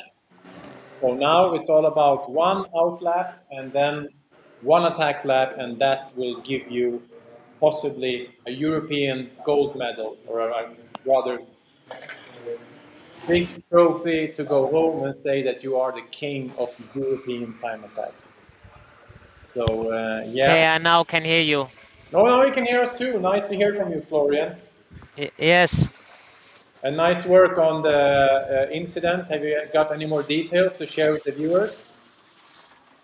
You mean regarding the MX-5, which spinned out? Yes, exactly. Yeah, it seems to be the engine blew up and he lost all his engine oil. The worst which could happen.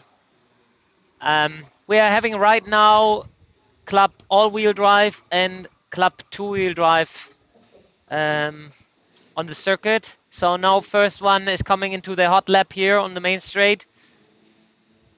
Should be, yes, the blue Evo. Really fast car. Who do we have? There's another Evo.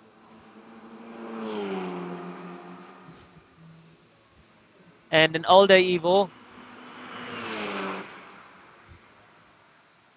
Somewhere your Swedish companion should come with his Yaris. Oh, there's a big gap between those. This is number 4 and number 5 is also coming right now on the straight. So that's their hot lap right now. There's the Yaris right now. Evo again. Victor Horst. S15 Silvia. And Hyundai. So another big gap. So depends on how slow they are, how fast they are in the in-lap. The gap between the cars is changing, and a Megan. So we should have now roughly about 2 minutes, or maybe 1 minute 52 or something. That's their usual times which they're running till they're back here. The next one's already getting ready. That's the Pro class. Like here first is a Lotus, then MX-5 with LS engine, and then after that there's a Mercedes GT in GT3 trim. And back there are the EV cars. So I can see first one is coming onto the straight. Here we go. Question if he could protect his first place. Next one, Kirstein, Ivo, really strong driver. So now those are in the out lap. They need to remember that they need to come back in and don't run a fourth lap, then otherwise they're disqualifying themselves. Meanwhile,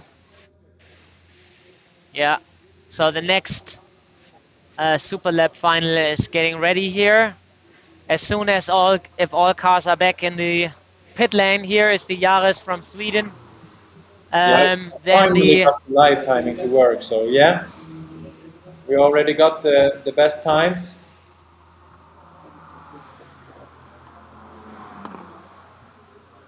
I think we got Alexander Tatarchuk, who is P1 right now.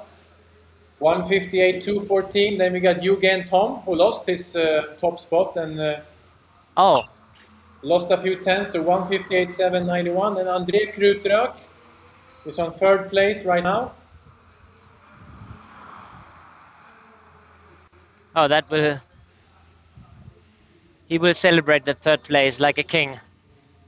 Yeah, I'm pretty confident in that too. So we have Victor Horst and Mikael Gopfert, I think. I don't get the classes here, unfortunately. So the timing is a bit difficult to read. So they are on the out lap. I cannot see anybody coming into the pit lane. David. Now we can see the classes clearly. And yes, André Krutrök becomes P3.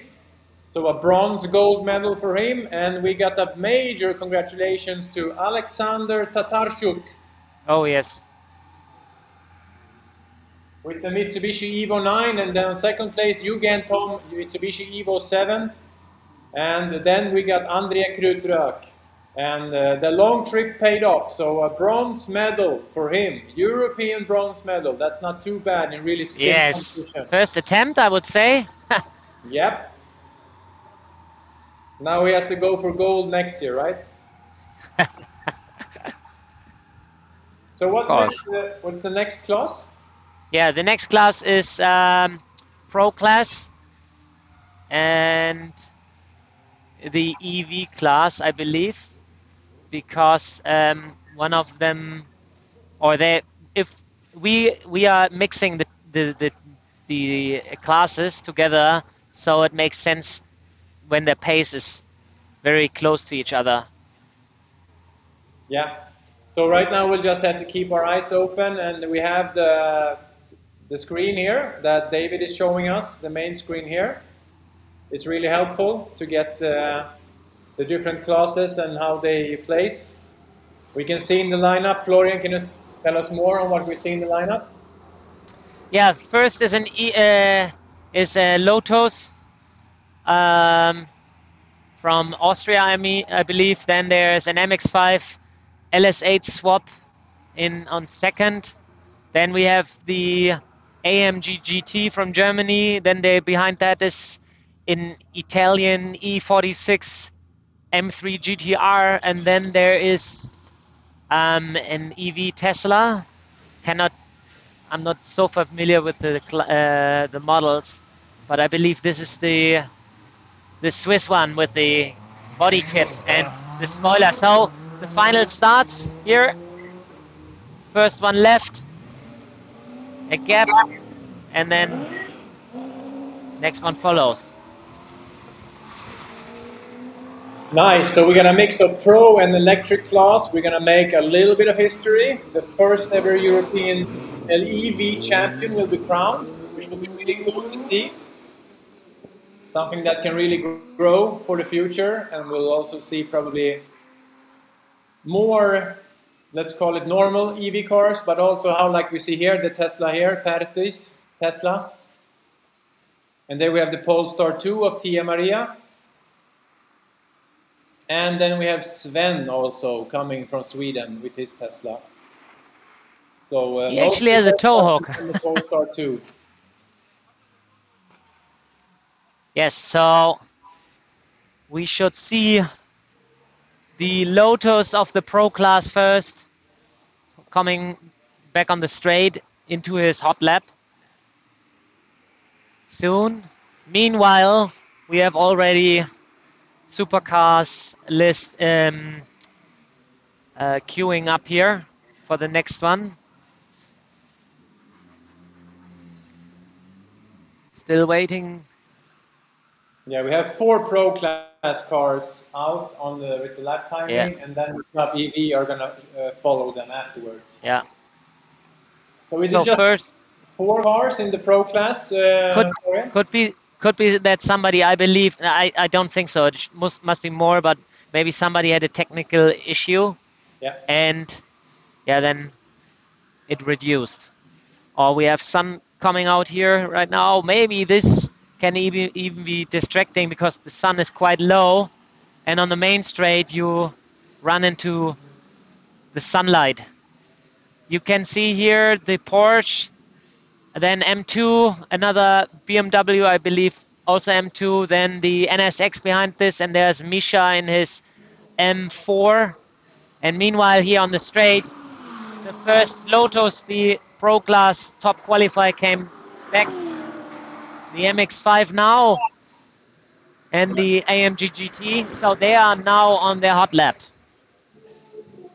So we have a quite spectacular shootout style super lap when they are very close distance within each other, right?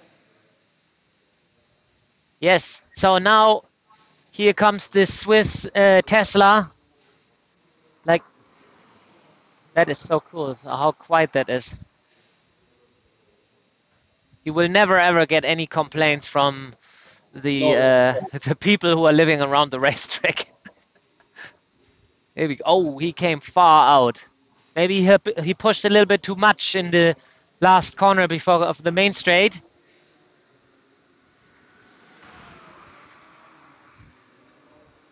The Polestar here. Yeah, it's like a ghost coming out. But it's not. You can hear quite well the noise of the tires, especially in the corners when the tires are actually really like gripping to the tarmac and trying to keep the grip stable. So as I said, like last one here, I'm not sure if you can see. The 5th car is the purple M4 with Misha, who just won yesterday in his class in NLS. And he also went to World Time Attack with Hyundai in an electric car. Here we go. The Lotus, meanwhile, came back so you should have already a time of him. And MX-5 here. And Yasha from Germany here. He had like really bad luck the last rounds with his suspension. And the screaming inline 6 here from the Italians. Wow. Now we see the Swiss Tesla coming. Do you see already the times? Yes, sir. I think we got ourselves a pro class winner. Who's that? Trying to get the live timing to work here. Okay, here's the next Tesla. Oh, there's a huge gap in between. I'm not sure if somebody had a driving mistake there, or why is there so big gap in between, or somebody was really slow during the in-lap. The Polestar is coming and just finishing right now, and the last one, the Swedish one in the black Tesla. Well, we got an obvious winner in pro. It's Willy Oberauer. Oh, he's the Austrian guy. Yeah, yes. So he's the winner, 151, 115. And then we have René Thielmann. Maybe you know them more, Florian, to give us some details. And on third place is Jascha Fiele. Yeah. And Yeah, so basically the qualifying kept also in the final. The Lotus won. Then you had the MX-5 with the LS swap, and then Jascha Thiele with the AMG GT third. So maybe they try to hope to maybe improve their times way better to actually get Willy from position one. But here is some good news for anyone Scandinavian, that Pertti Peski has actually won the first ever European EV championship, and he beats Dario. And like you said yourself, Florian, there seems to be maybe been a driver mistake from Dario or something else, because he lost several seconds from his best qualifying and was beaten by less than 1/10 of a second. Wow, that is close. It's the first ever European Championship winner, and we got Dario in second place, and third place it's Tia Maria Kukkonen. So congratulations to all of them actually, but I'm sure Pertti is thrilled because he was terrified of that Tesla when he saw it yesterday. Yeah, so this is how it works, right? There's this one important lap, only one lap which counts, and yeah, and also sometimes even if you're the fastest and you push too much, you can maybe want too much and then you ruin what you could have achieved. But Yes, this that's is how the it is. balance you have to find, that you want to push it and improve, but yeah, push too much, make a mistake, you might lose several positions from your qualifying. Yeah, yeah. If there's a big mistake, then basically that's it. It's hard to rescue that then again. So Florian, right now we are waiting for the supercars, and we are. Yes, they're starting right now here. The Porsche starts first, then the cool-looking Bavaria blue cheese M2. Who likes blue cheese? Not me. I love Another. it. And there's a Swede, Jonas Larsson, going out with his older M2, his vintage M2. Another M2 that was from Germany. There's I believe he's from Luxembourg, the NSX. Really looking cool. There's Misha. Like, this guy has so many around. Oh, he's like really confident, making a burnout. Misha has already, I don't know, thousands of laps on the Nordschleife. And also on the GP track, so I would assume that he takes out something like some magic trick out of the hat here. That's a really good way of putting it, that someone with his experience for sure is going to put in an extra amount of effort and yeah, just maybe risk the car a bit more. Can we get Ross Hampson's comment up there? I love it, and I truly agree that that there's an EV class here. It's like history in the making, and it's brilliant evolution of time attack, to quote Ross Hampson on that one. So cheers to you, Ross, for seeing that and realizing that. I think it can only help to keep the sport alive and actually always keep an interest in the maybe, who knows, but if they decide to in the end abandon combustion engine, I think it will be hard to get rid of them entirely because, yeah, I mean, who wants to get rid of old Mustangs and Camaros? So that means in 50 years' time, who wants to get rid of all these cool cars we are seeing here today? Mikael, meanwhile, here on the straight, the Porsche comes into his hot lap. Oh, the sound is gorgeous. It's flat 6 here. Bavaria Blue Cheese is right next to him. Some of the drivers get nervous when they can see the others in the back mirror. That is also something which sometimes is a little bit of strategics there. You know, during the in-lap, you hunt the ones and then they're getting nervous in front of you. The M2 here with a wider gap. Then we have the NSX coming here. That's a petrol or combustion engine and electric engine. And here's the Emperor from Misha. Yeah, hard braking there at, I would say, 120 meters before the turn. Don't be surprised. The next class is not lining up right now. They will stay in their boxes to the very last minute for their tire warmers. They will be informed just seconds before they start, then they will line up quickly. Then we have them here for a minute or even 45 seconds, and then they will start right away. I can say, unfortunately, Jonas Larsson has not a good first sector. Right now, Pascal Ludwig has the best first sector.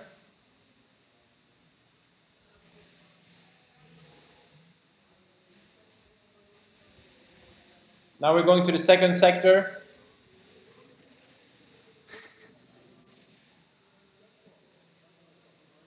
Oh, here we go. Here the Porsche comes onto the straight.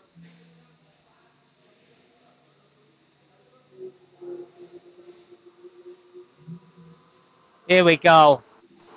Yeah, the lap timing seems to be a bit delayed here, but we got the Porsche. Bavaria Blue Cheese. I like that. Blue Cheese still in second place. Let's see Jonas. Jonas seems far behind. Yes. Here we go. The white M2 is coming. Yeah, he seems far behind. I don't like the look of this. Yeah, a 2-minute mark lap time. See if any of the other guys can beat him for the third place. Yeah. The NSX now and then the M4 BMW. Yeah, we got Misha on first place. Really? And that's how it's going to end. Misha, holy shit! What you predicted? Holy shit! 155. So yeah, he was saving something in his back pocket. This is some real proper boosted Boris magic, I think. How big is the gap between first and second? So we won it with 1 second more or less from before Pascal Ludwig. Yeah. Oh so, man. Nice Pascal win. Ludwig, when he comes in and his people will tell him, oh, he will be like disappointed. If you go in as first as qualifier and then the fifth beat you, yeah. But when this is how it is. The world's most famous Nordschleife driver just beat you, then you're like, what am I gonna do, eh? Yeah. Well, congratulations to Misha, winner yesterday on the NLS, and now he's a winner again in Time Attack Supercar. Maybe we can get an interview with him. Yeah. Later. Nice to have him here, and I enjoyed talking with him last Tuesday before the event. He was really enthusiastic and happy to be here, and yeah, delivers the win. Good job. Yeah. I would like to have, like, maybe you should have an interview with him after the race, like either in your vodcast or tonight. How he experienced this event. Oh, the Revline Porsche comes out here out of the pit box. getting now, ready. Now, you know, now it's time to get ready. Yeah. This is what, from all the misery we've had with technical errors and even the track getting shut down, this is it. This is what we've all been waiting for, more or less. You can see here Axel is making his getting his brakes warm. Like, what's interesting is Gustav actually starting the shootout? Isn't he the #1 qualifier? He's number 1 qualifier. But he decided to go first. Can he decide? No. The first goes first. Oh, okay. It's okay. It's different in Scandinavia. Sorry. So here we go. Porsche is leaving slowly. Don't choke the engine on the starting line.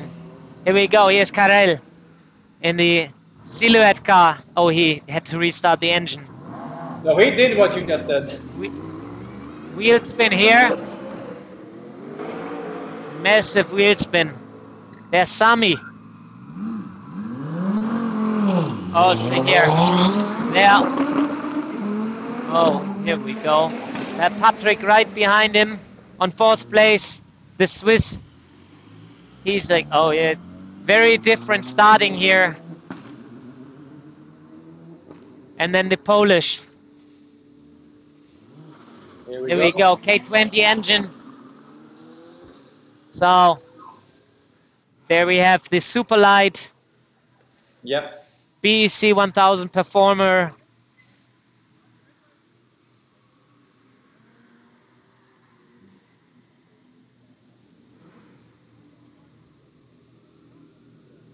There's, oh, they came out late. They messed up. What happened? They messed up. They should have been on line here, on the starting line as well.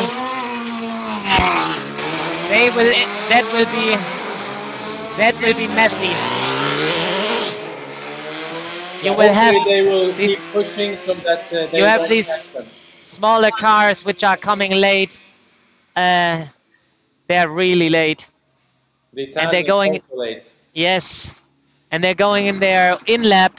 Meanwhile, you will have like the top 3 cars, or top 5 cars, better to say, like soon here on the main straight, pushing really hard into their hot lap. I hope they don't interfere with each other. I think there's a 30-second gap, so maybe there will be no issues. Let's hope for that. Yeah. That is the first time that I saw this. Well, if it had to happen, Here it we- had to happen here, live in broadcast. you Yeah. know. Here we go. The Porsche comes.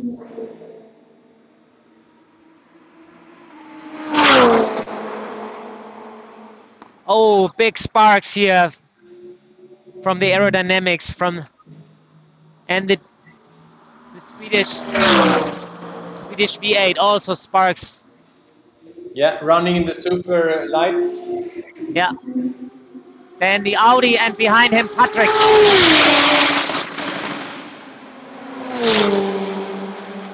Oh, He not went- that big of a gap. He went in the ref limiter. And the Polish with the K20. So we have 2 Honda K20 engines here in Did we the. get some of the live feed? Did we have live feed on the Revline or the R8? No live feed on. They have not kept their live feed on, the bastards. That's not nice to the fans, you know. You have live feed all day and finally you shut it off.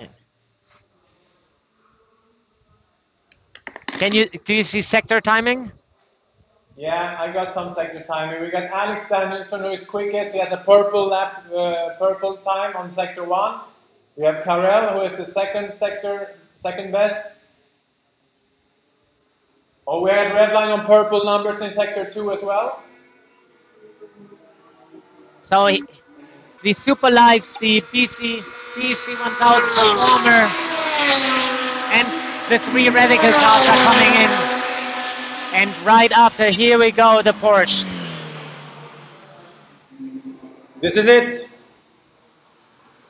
The Subaru, the Porsche had to take over the Subaru. That could mess up his lap time. Here we go, here's the Swedish BMW M4. Here we go. It's a 136 for Alex Danielsson. And Sami Audi. 138.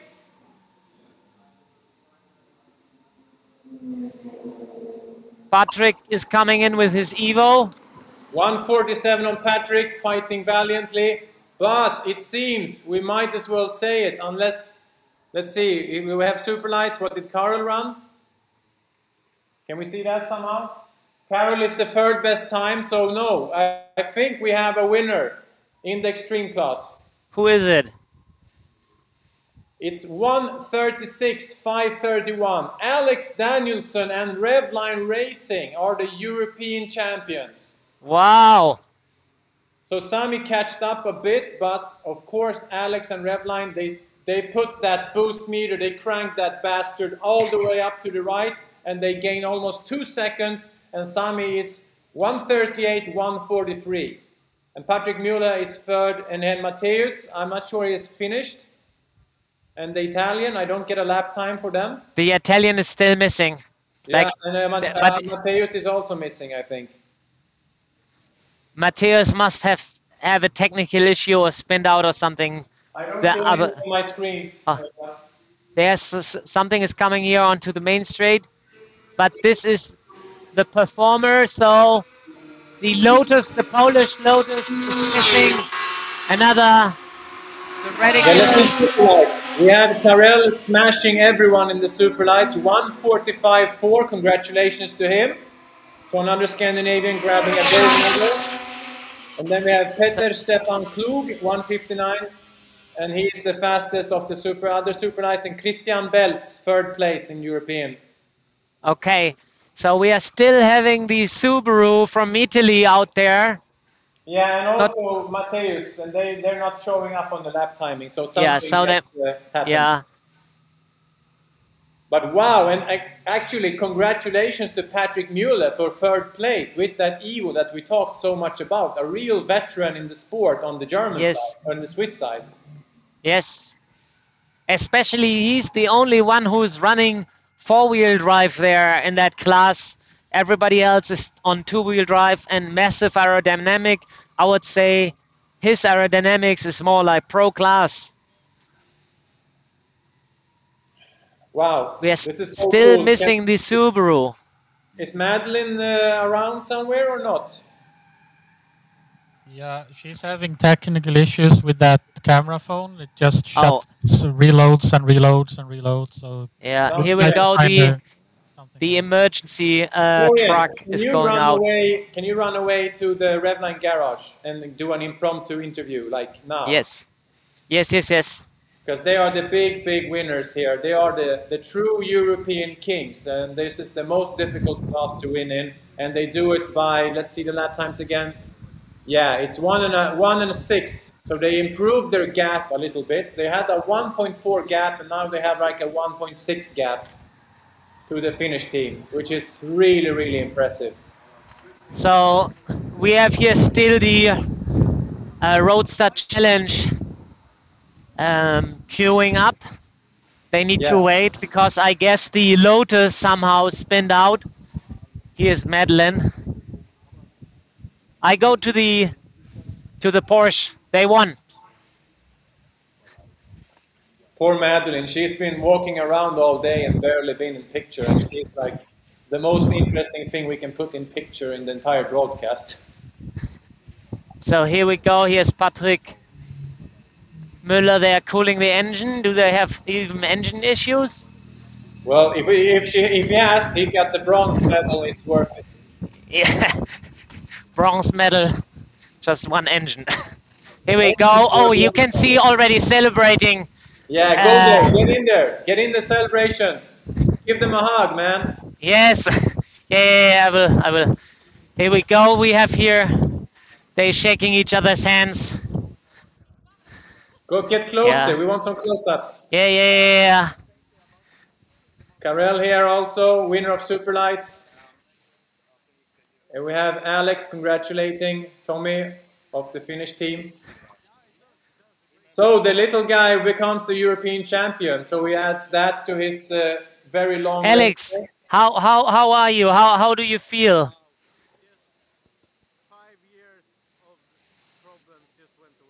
Yes. Can you maybe put him on your side and maybe reverse the camera and you talk in selfie mode? If you stand next to him and we can get the microphone like that, Florian. Hello. Alex, can you hear? Yes, I can hear you well. Oh, Yes. this is excellent. Come on, give us the true emotions. I think I heard talking about 5 years of blood, sweat, and tears. 5 years of problems just went away when I saw the lap time. I was ecstatic. You can probably see it in some movie from the onboard, but yeah, that was amazing. To be able to do a 136 was not what we were thinking. Especially there was a same guy who held me up in qualifying. He held me up again on my fast lap, which shouldn't even be possible. But so that made me nervous during the lap. But then the car was so fast. We put the new tires on. It made a huge difference. And also now we turn up the boost. And the last bit onto the finish line, I used for King and Country button. So Oh, we yes. had full power. Can you explain that to us? Which one? The Carl Gustav button, the King. Yeah, the Carl Gustav the 16. Let's have a look. Yes. You have to come with me. Florian, film that shit. Here. This is, we run a full boost, but this is overboost. So it's a 0.2 bar extra. So out of the last corner, I was like, dude, if it blows up now, it's fine. Let's go to the line. And it didn't, and it was amazing. The whole car was incredible the whole time. We have a little power steering issue. So in the Senna S, I was like 200 something on the entry. And the power steering stopped for like half a second. So I thought this time I might be going off, but it started again and it was fine. But other than that, it was just full focus, full attack. It's such a relief. I'm so happy for Gustav because nobody in the world has been working harder on a race car than Gustav has. You should and now give finally, him the headset actually, but first we Yeah. have to, like give Yes. you we have a Where is replay he? here of the live broadcast, I think. Okay. Can we actually get Okay. Gustav, Carl Gustav? Can I hand him the headphones? Give him the headphones. Gustav Byström. Hello, Gustav. Hello. Is this much better than breaking an engine? This makes breaking all the engines quite worth it for sure. I can't really believe that we finally got a payback to come here and really put up a good fight to show that what we can do with the car and we as a team and Alex as a driver. Yeah, I'm super happy. I'm almost crying. That's how You deserve happy I am some with this. tears. There's been so much blood, sweat, and tears from you guys, and I've been telling you every time, and I know I sound like some broken record-playing cheerleader. That guys, you will have what you deserve. But what the hell, bro? You did it. Exactly. Yeah, it's fantastic. It's epic. Everything has been working really good today, and I mean, it's crazy to think that this is a car that I have in my garage at home that I usually, work on in late evenings when my child is sleeping. So I'm really happy that we can come here and put in the fastest time of everyone here. It's amazing. So you were up against the absolutely best competition there has ever been in European time attack, and you gapped them by 1.4 seconds, and in the final you actually increased the gap to 1.6 seconds. So how proud are you right now? I'm super proud. It's hard to describe. I mean, such an effort and so many setbacks and, so many different situations that I probably should have given up, but kept going. And it's so relieving to finally get a decent, a great result. So it's really fantastic. So before we go into the whole celebratory planning, who would you like to thank? I know, like you said, you're working on the car when you put your daughter to sleep, and your wife really also put up with all your antics and all the Of course, my trusted right hand, Edwin. I mean, without him, this would never been a reality this year. Or Where is he? We need to give him a hug on camera. Edwin, where the hell are you? There I am. There he is. Yeah, so I want to thank this guy, my trusted my right hand. And yeah, so I mean, it's such a massive effort that we've been building, and of course, I mean, the last couple of years since World Time Attack, Autogruppen has been a huge party in getting this whole, basically taking this car from last time we went to World Time Attack to the next step with the whole electronics package with M-Tron and all the mappings with the gearbox and everything. It's yeah, it's such an amazing machine, Ryan, and we have lots of good technical partners involved as well. So yeah, really proud to be able to showcase this today. Yeah, so we saw some maybe secret footage of you guys doing the trip from Kiel. Are we going to see some epic partying tonight, or what's the plan now to celebrate? First, we have to package all the pits, and then I think we're going to take a well-deserved couple of beers or more. We'll see. Yeah, well, you know, something that the Germans do much better than we do is celebrate. So, you know, there's a lot of champagne showering. So I hope you got some clothes to change. Massive congratulations. Any final words before we let you take the headphones and let the Finnish team talk a little bit? Yeah, it's such a, I mean, I'm so happy and impressed with this event. I mean, that the steps that it has been taken every year, and in this year, I mean, seeing all the cars here, I mean, it's goosebumps seeing, our car on track at the same time as Audi, as Karel, and, all the other cool cars. And I think this could really be just the start, hopefully, of something even bigger. So it's, yeah, amazing event. Yeah, and like you already mentioned, you can't do this without really good mechanics, so everyone take notes. You want to start out in Time Attack, even in the lowest level, find a really good friend you can trust on, who you can lean on, and also have a really understanding family. So thanks a lot, Gustav. Thanks for all the entertainment all this year. Thank you. See you later, Mikael. Bye-bye. Yeah. So Florian, maybe find someone from the Finnish team, and we'll see some maybe, I guess, respect, but maybe disappointment. So, Mikael. Yeah. What happened here? Now Florian disappeared because of that. Okay, so we'll see if Florian comes back. But wow, really nice ending to this. I think we are still the class we talked about. And Florian, you're back? Yes. Good. Can we get Sami? Yes, I will give the headset. Hi. Hello, Sami. Obviously disappointed, but did you do your best? And do you know exactly what you could have done different if you could? Or give us a little summary. Yes, I can do better. I need bigger balls. Bigger balls? So where did you lose? Yeah, I need only. I take the very care the oil catastrophe in downhill. I take the 50-meter over braking and right line, and I hear the Alexi, he drive through there.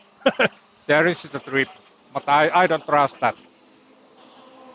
Yeah, maybe wise decision. Your car does have a lot more weight, but are you still proud of the team? It's been running really well, and like I said, you've been the most famous Time Attack team in Europe for a while, and now yes. Really I'm very proud with the team, and we doing what we are doing this year.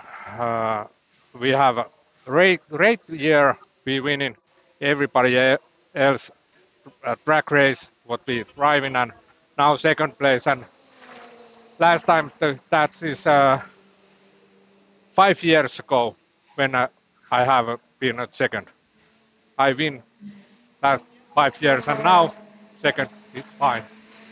This is a racing. Yes, of course, and you have proven every time that you come back stronger, and you claim the lap record on Northcorp, and you beat the old lap record on Australia, so you will be back, we hope. Yeah, we'll be back, and we drive faster.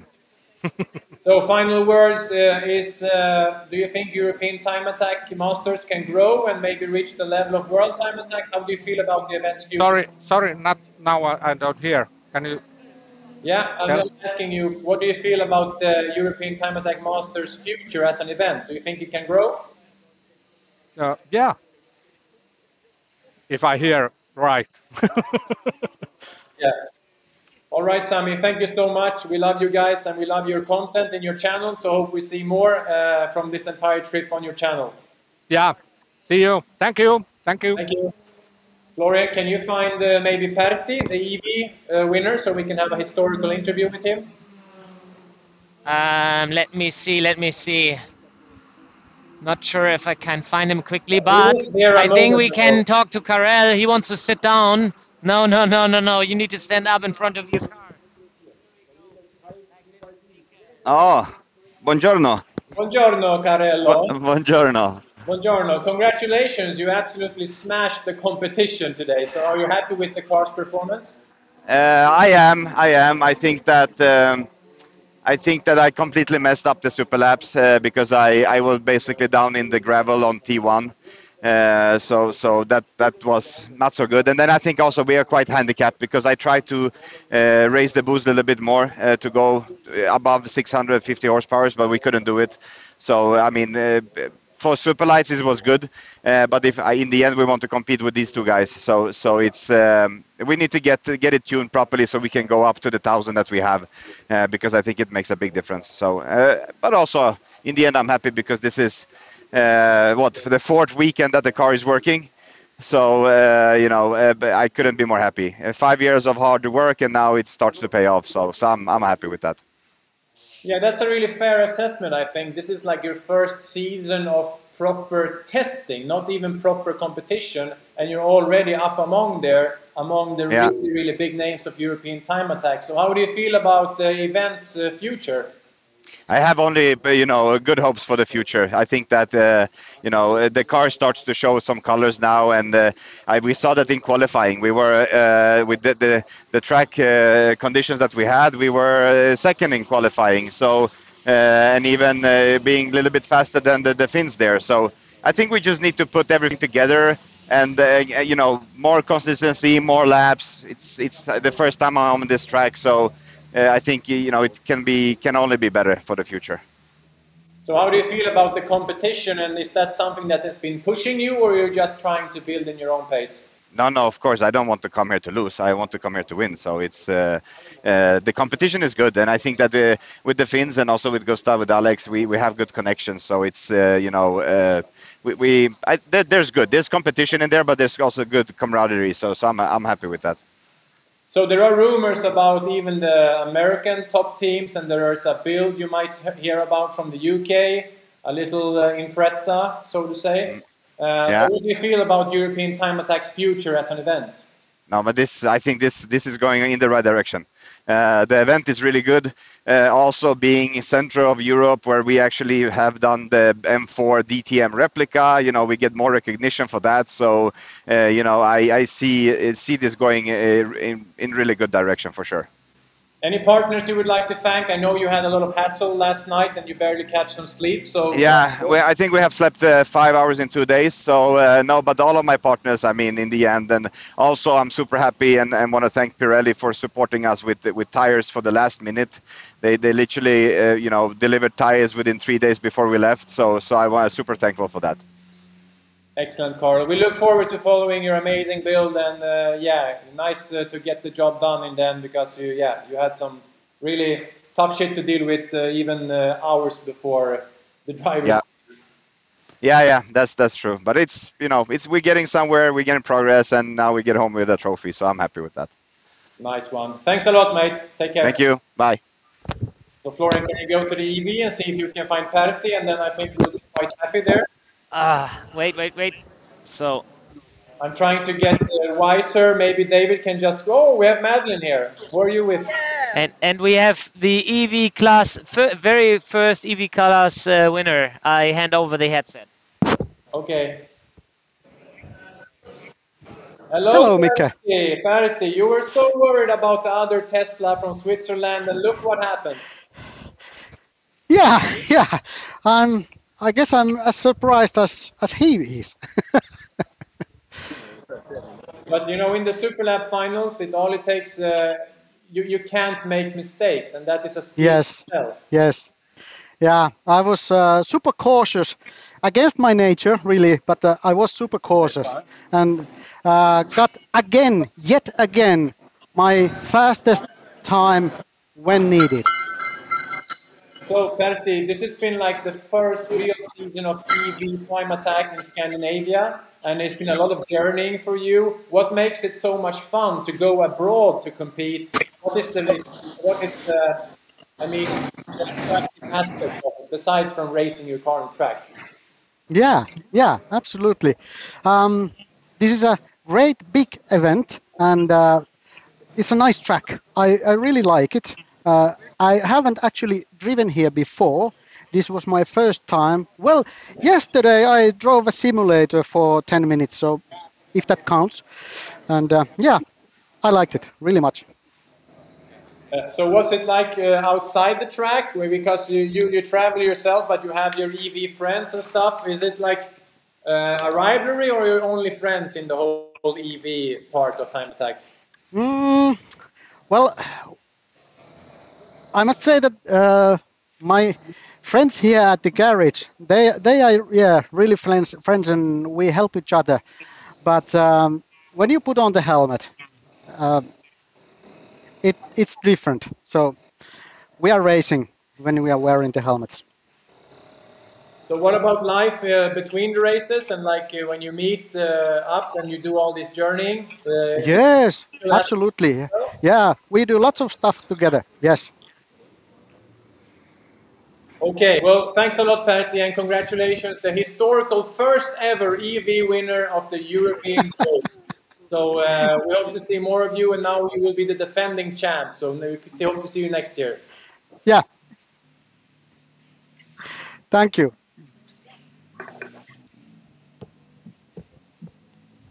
All right, Florian, do we have Yes. Madlyn with a guest, or what's going on?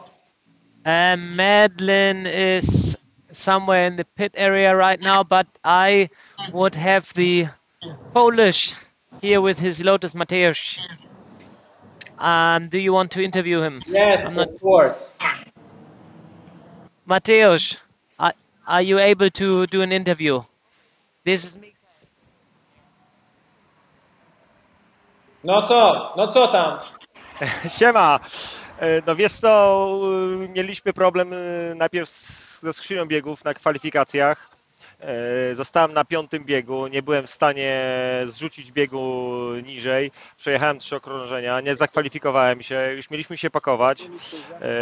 Przyszedł ktoś z obsługi i powiedział, że jednak jesteśmy zakwalifikowani, bo jedno auto powinno jechać w klasie Super Lights, a nie w klasie...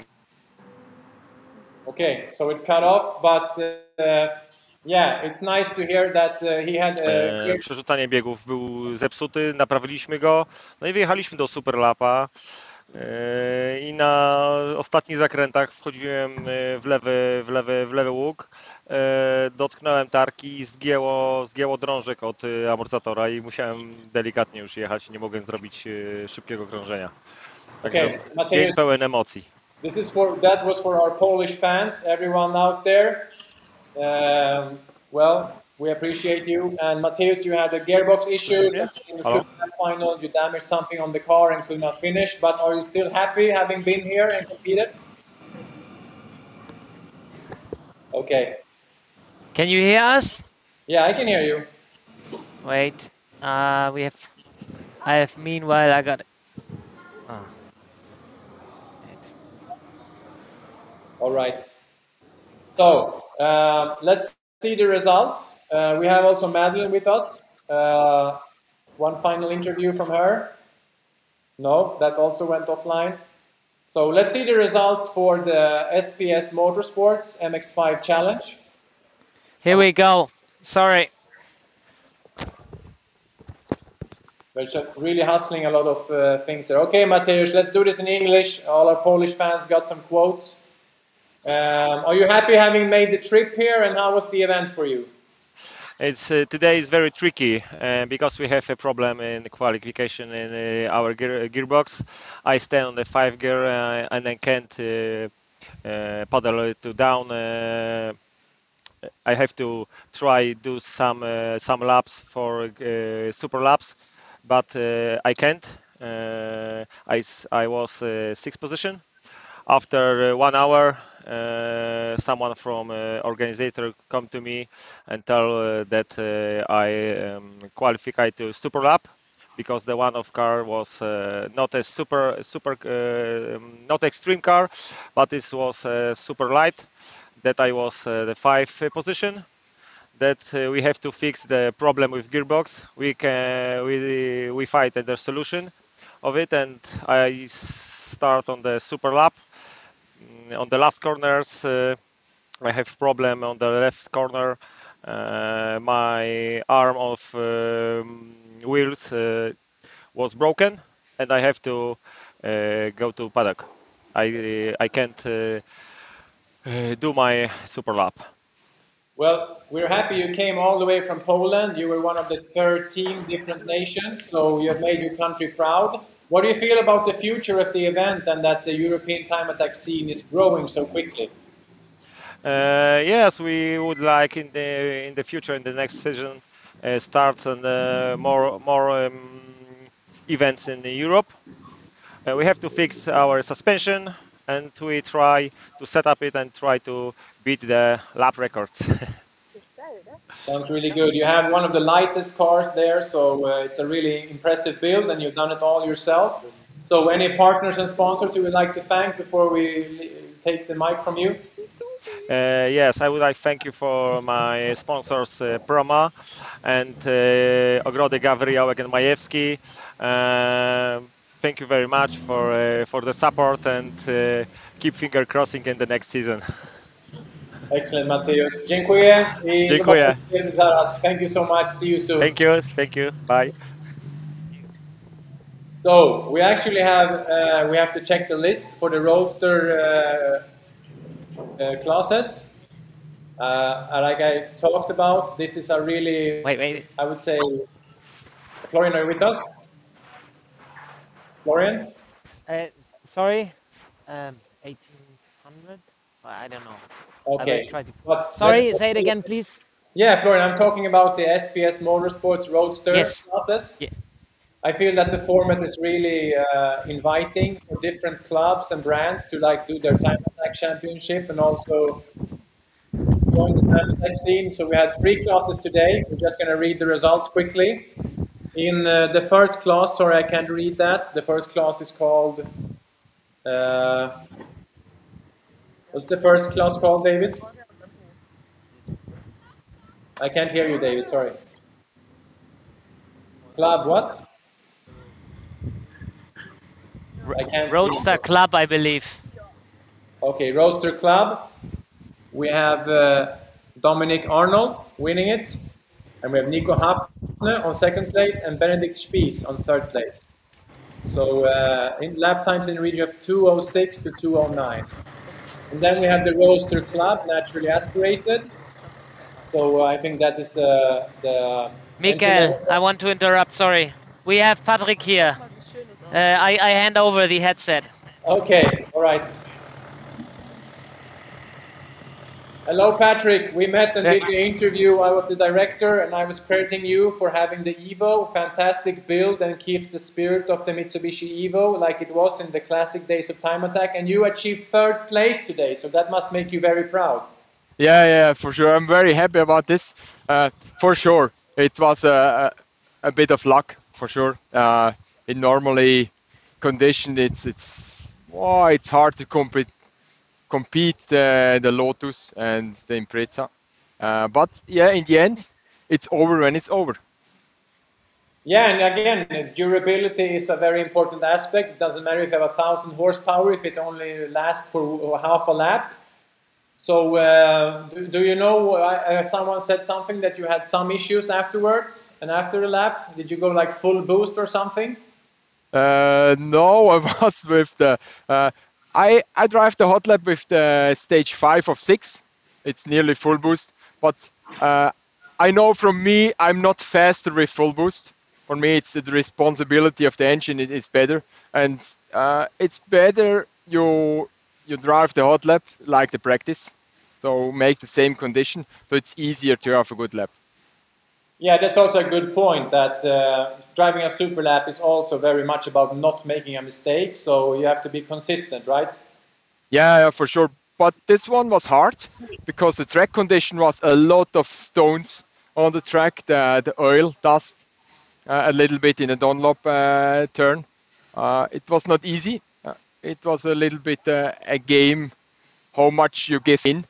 You can give all, but maybe you lose all in the braking points or in the corner. Yeah, so I'm happy. I'm really happy about this. Yeah, actually, your competitor Sami Sivonen said the same thing, and that he saw that Alex went like full balls deep, or what to say, into the gravel, and he was maybe not pushing it as hard.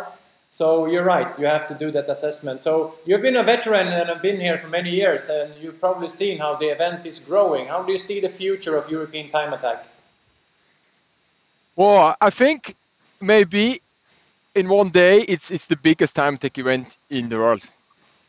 I think, yeah, I know World Time Attack is in Sydney, but this one, European Time Attack, it's grow up very fast because Europe is so a big community with nice time attack cars, so fast cars. It's awesome. I think in one day it's the time attack event of the world. I hope they make me a little bit more proud. Well, it's not important if it's the biggest event. The most important thing is that all events grow and that people get interested and they start to build a car. And again, to give credit to your car, it's a car that still has the soul and body of a Mitsubishi Evo, and you could probably detune it and run in a lower class. It's very clean build and still really fast. So it's encouraging good news for everyone that you don't have to like cut up your car in small pieces to be really fast. Yeah, thank you for that. We speak about this.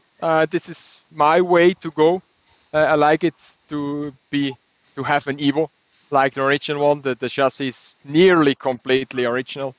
Yeah, this is my way to go. Yeah. Final question: did the Cyber Evo or HKS Evo inspire you back in the day? Yeah, for sure. For all Evo guys, is this the dream Evo build? For sure, yeah. It's the. I think the time attack begins with this Evo, yeah. And we look a little bit of this Evo for sure, but all Evo guys find a little bit different way and make good progress. Yeah, that's also a very nice way to finish it up, that you can always add your own individual touch. Even if you copy-paste the recipe, your car will always be unique. So Patrick, thank you so much, a long-time veteran, and third place today. Yeah, thank you very much, and I'm happy about this. Cool, excellent. Thank you. See you on the award ceremony. Yeah, thanks. Bye. Okay, Flo. Yes. Hello. Okay, Florian. I think we need to talk about the SPS classes, and I think we're really happy with the broadcast. We had some issues. We are working on this. It's the first time we did this format. We are learning a lot. Yeah. So everyone viewing, I'd like to say massive from my heart. Thank you to you. Thank you for supporting this. We are working very hard to make this an even bigger thing, and your feedback will help us a lot. So what do you have to say, Florian, before we just... I'll just give you the results of the Roadster Club NA first. We have Dominic Lucas winning it, and he won it with a 209.194. And second place was Daniel Tebaldini, sorry. And then you have Alexander Humle taking third place in Roadster Club NA. And then in the top class, for the SPS Motorsports Roadster classes, the MX5 sub-classes, we have Filip Jonitz winning with a 1:59. So we actually, with an MX5, breaks the 2-minute mark, which is really impressive. And you have Jean-Claudio Flensberg claiming second place, 2 minutes 6:65. And third place is Lucas Kaisberg. So Florian, any final words before we go offline on the broadcast?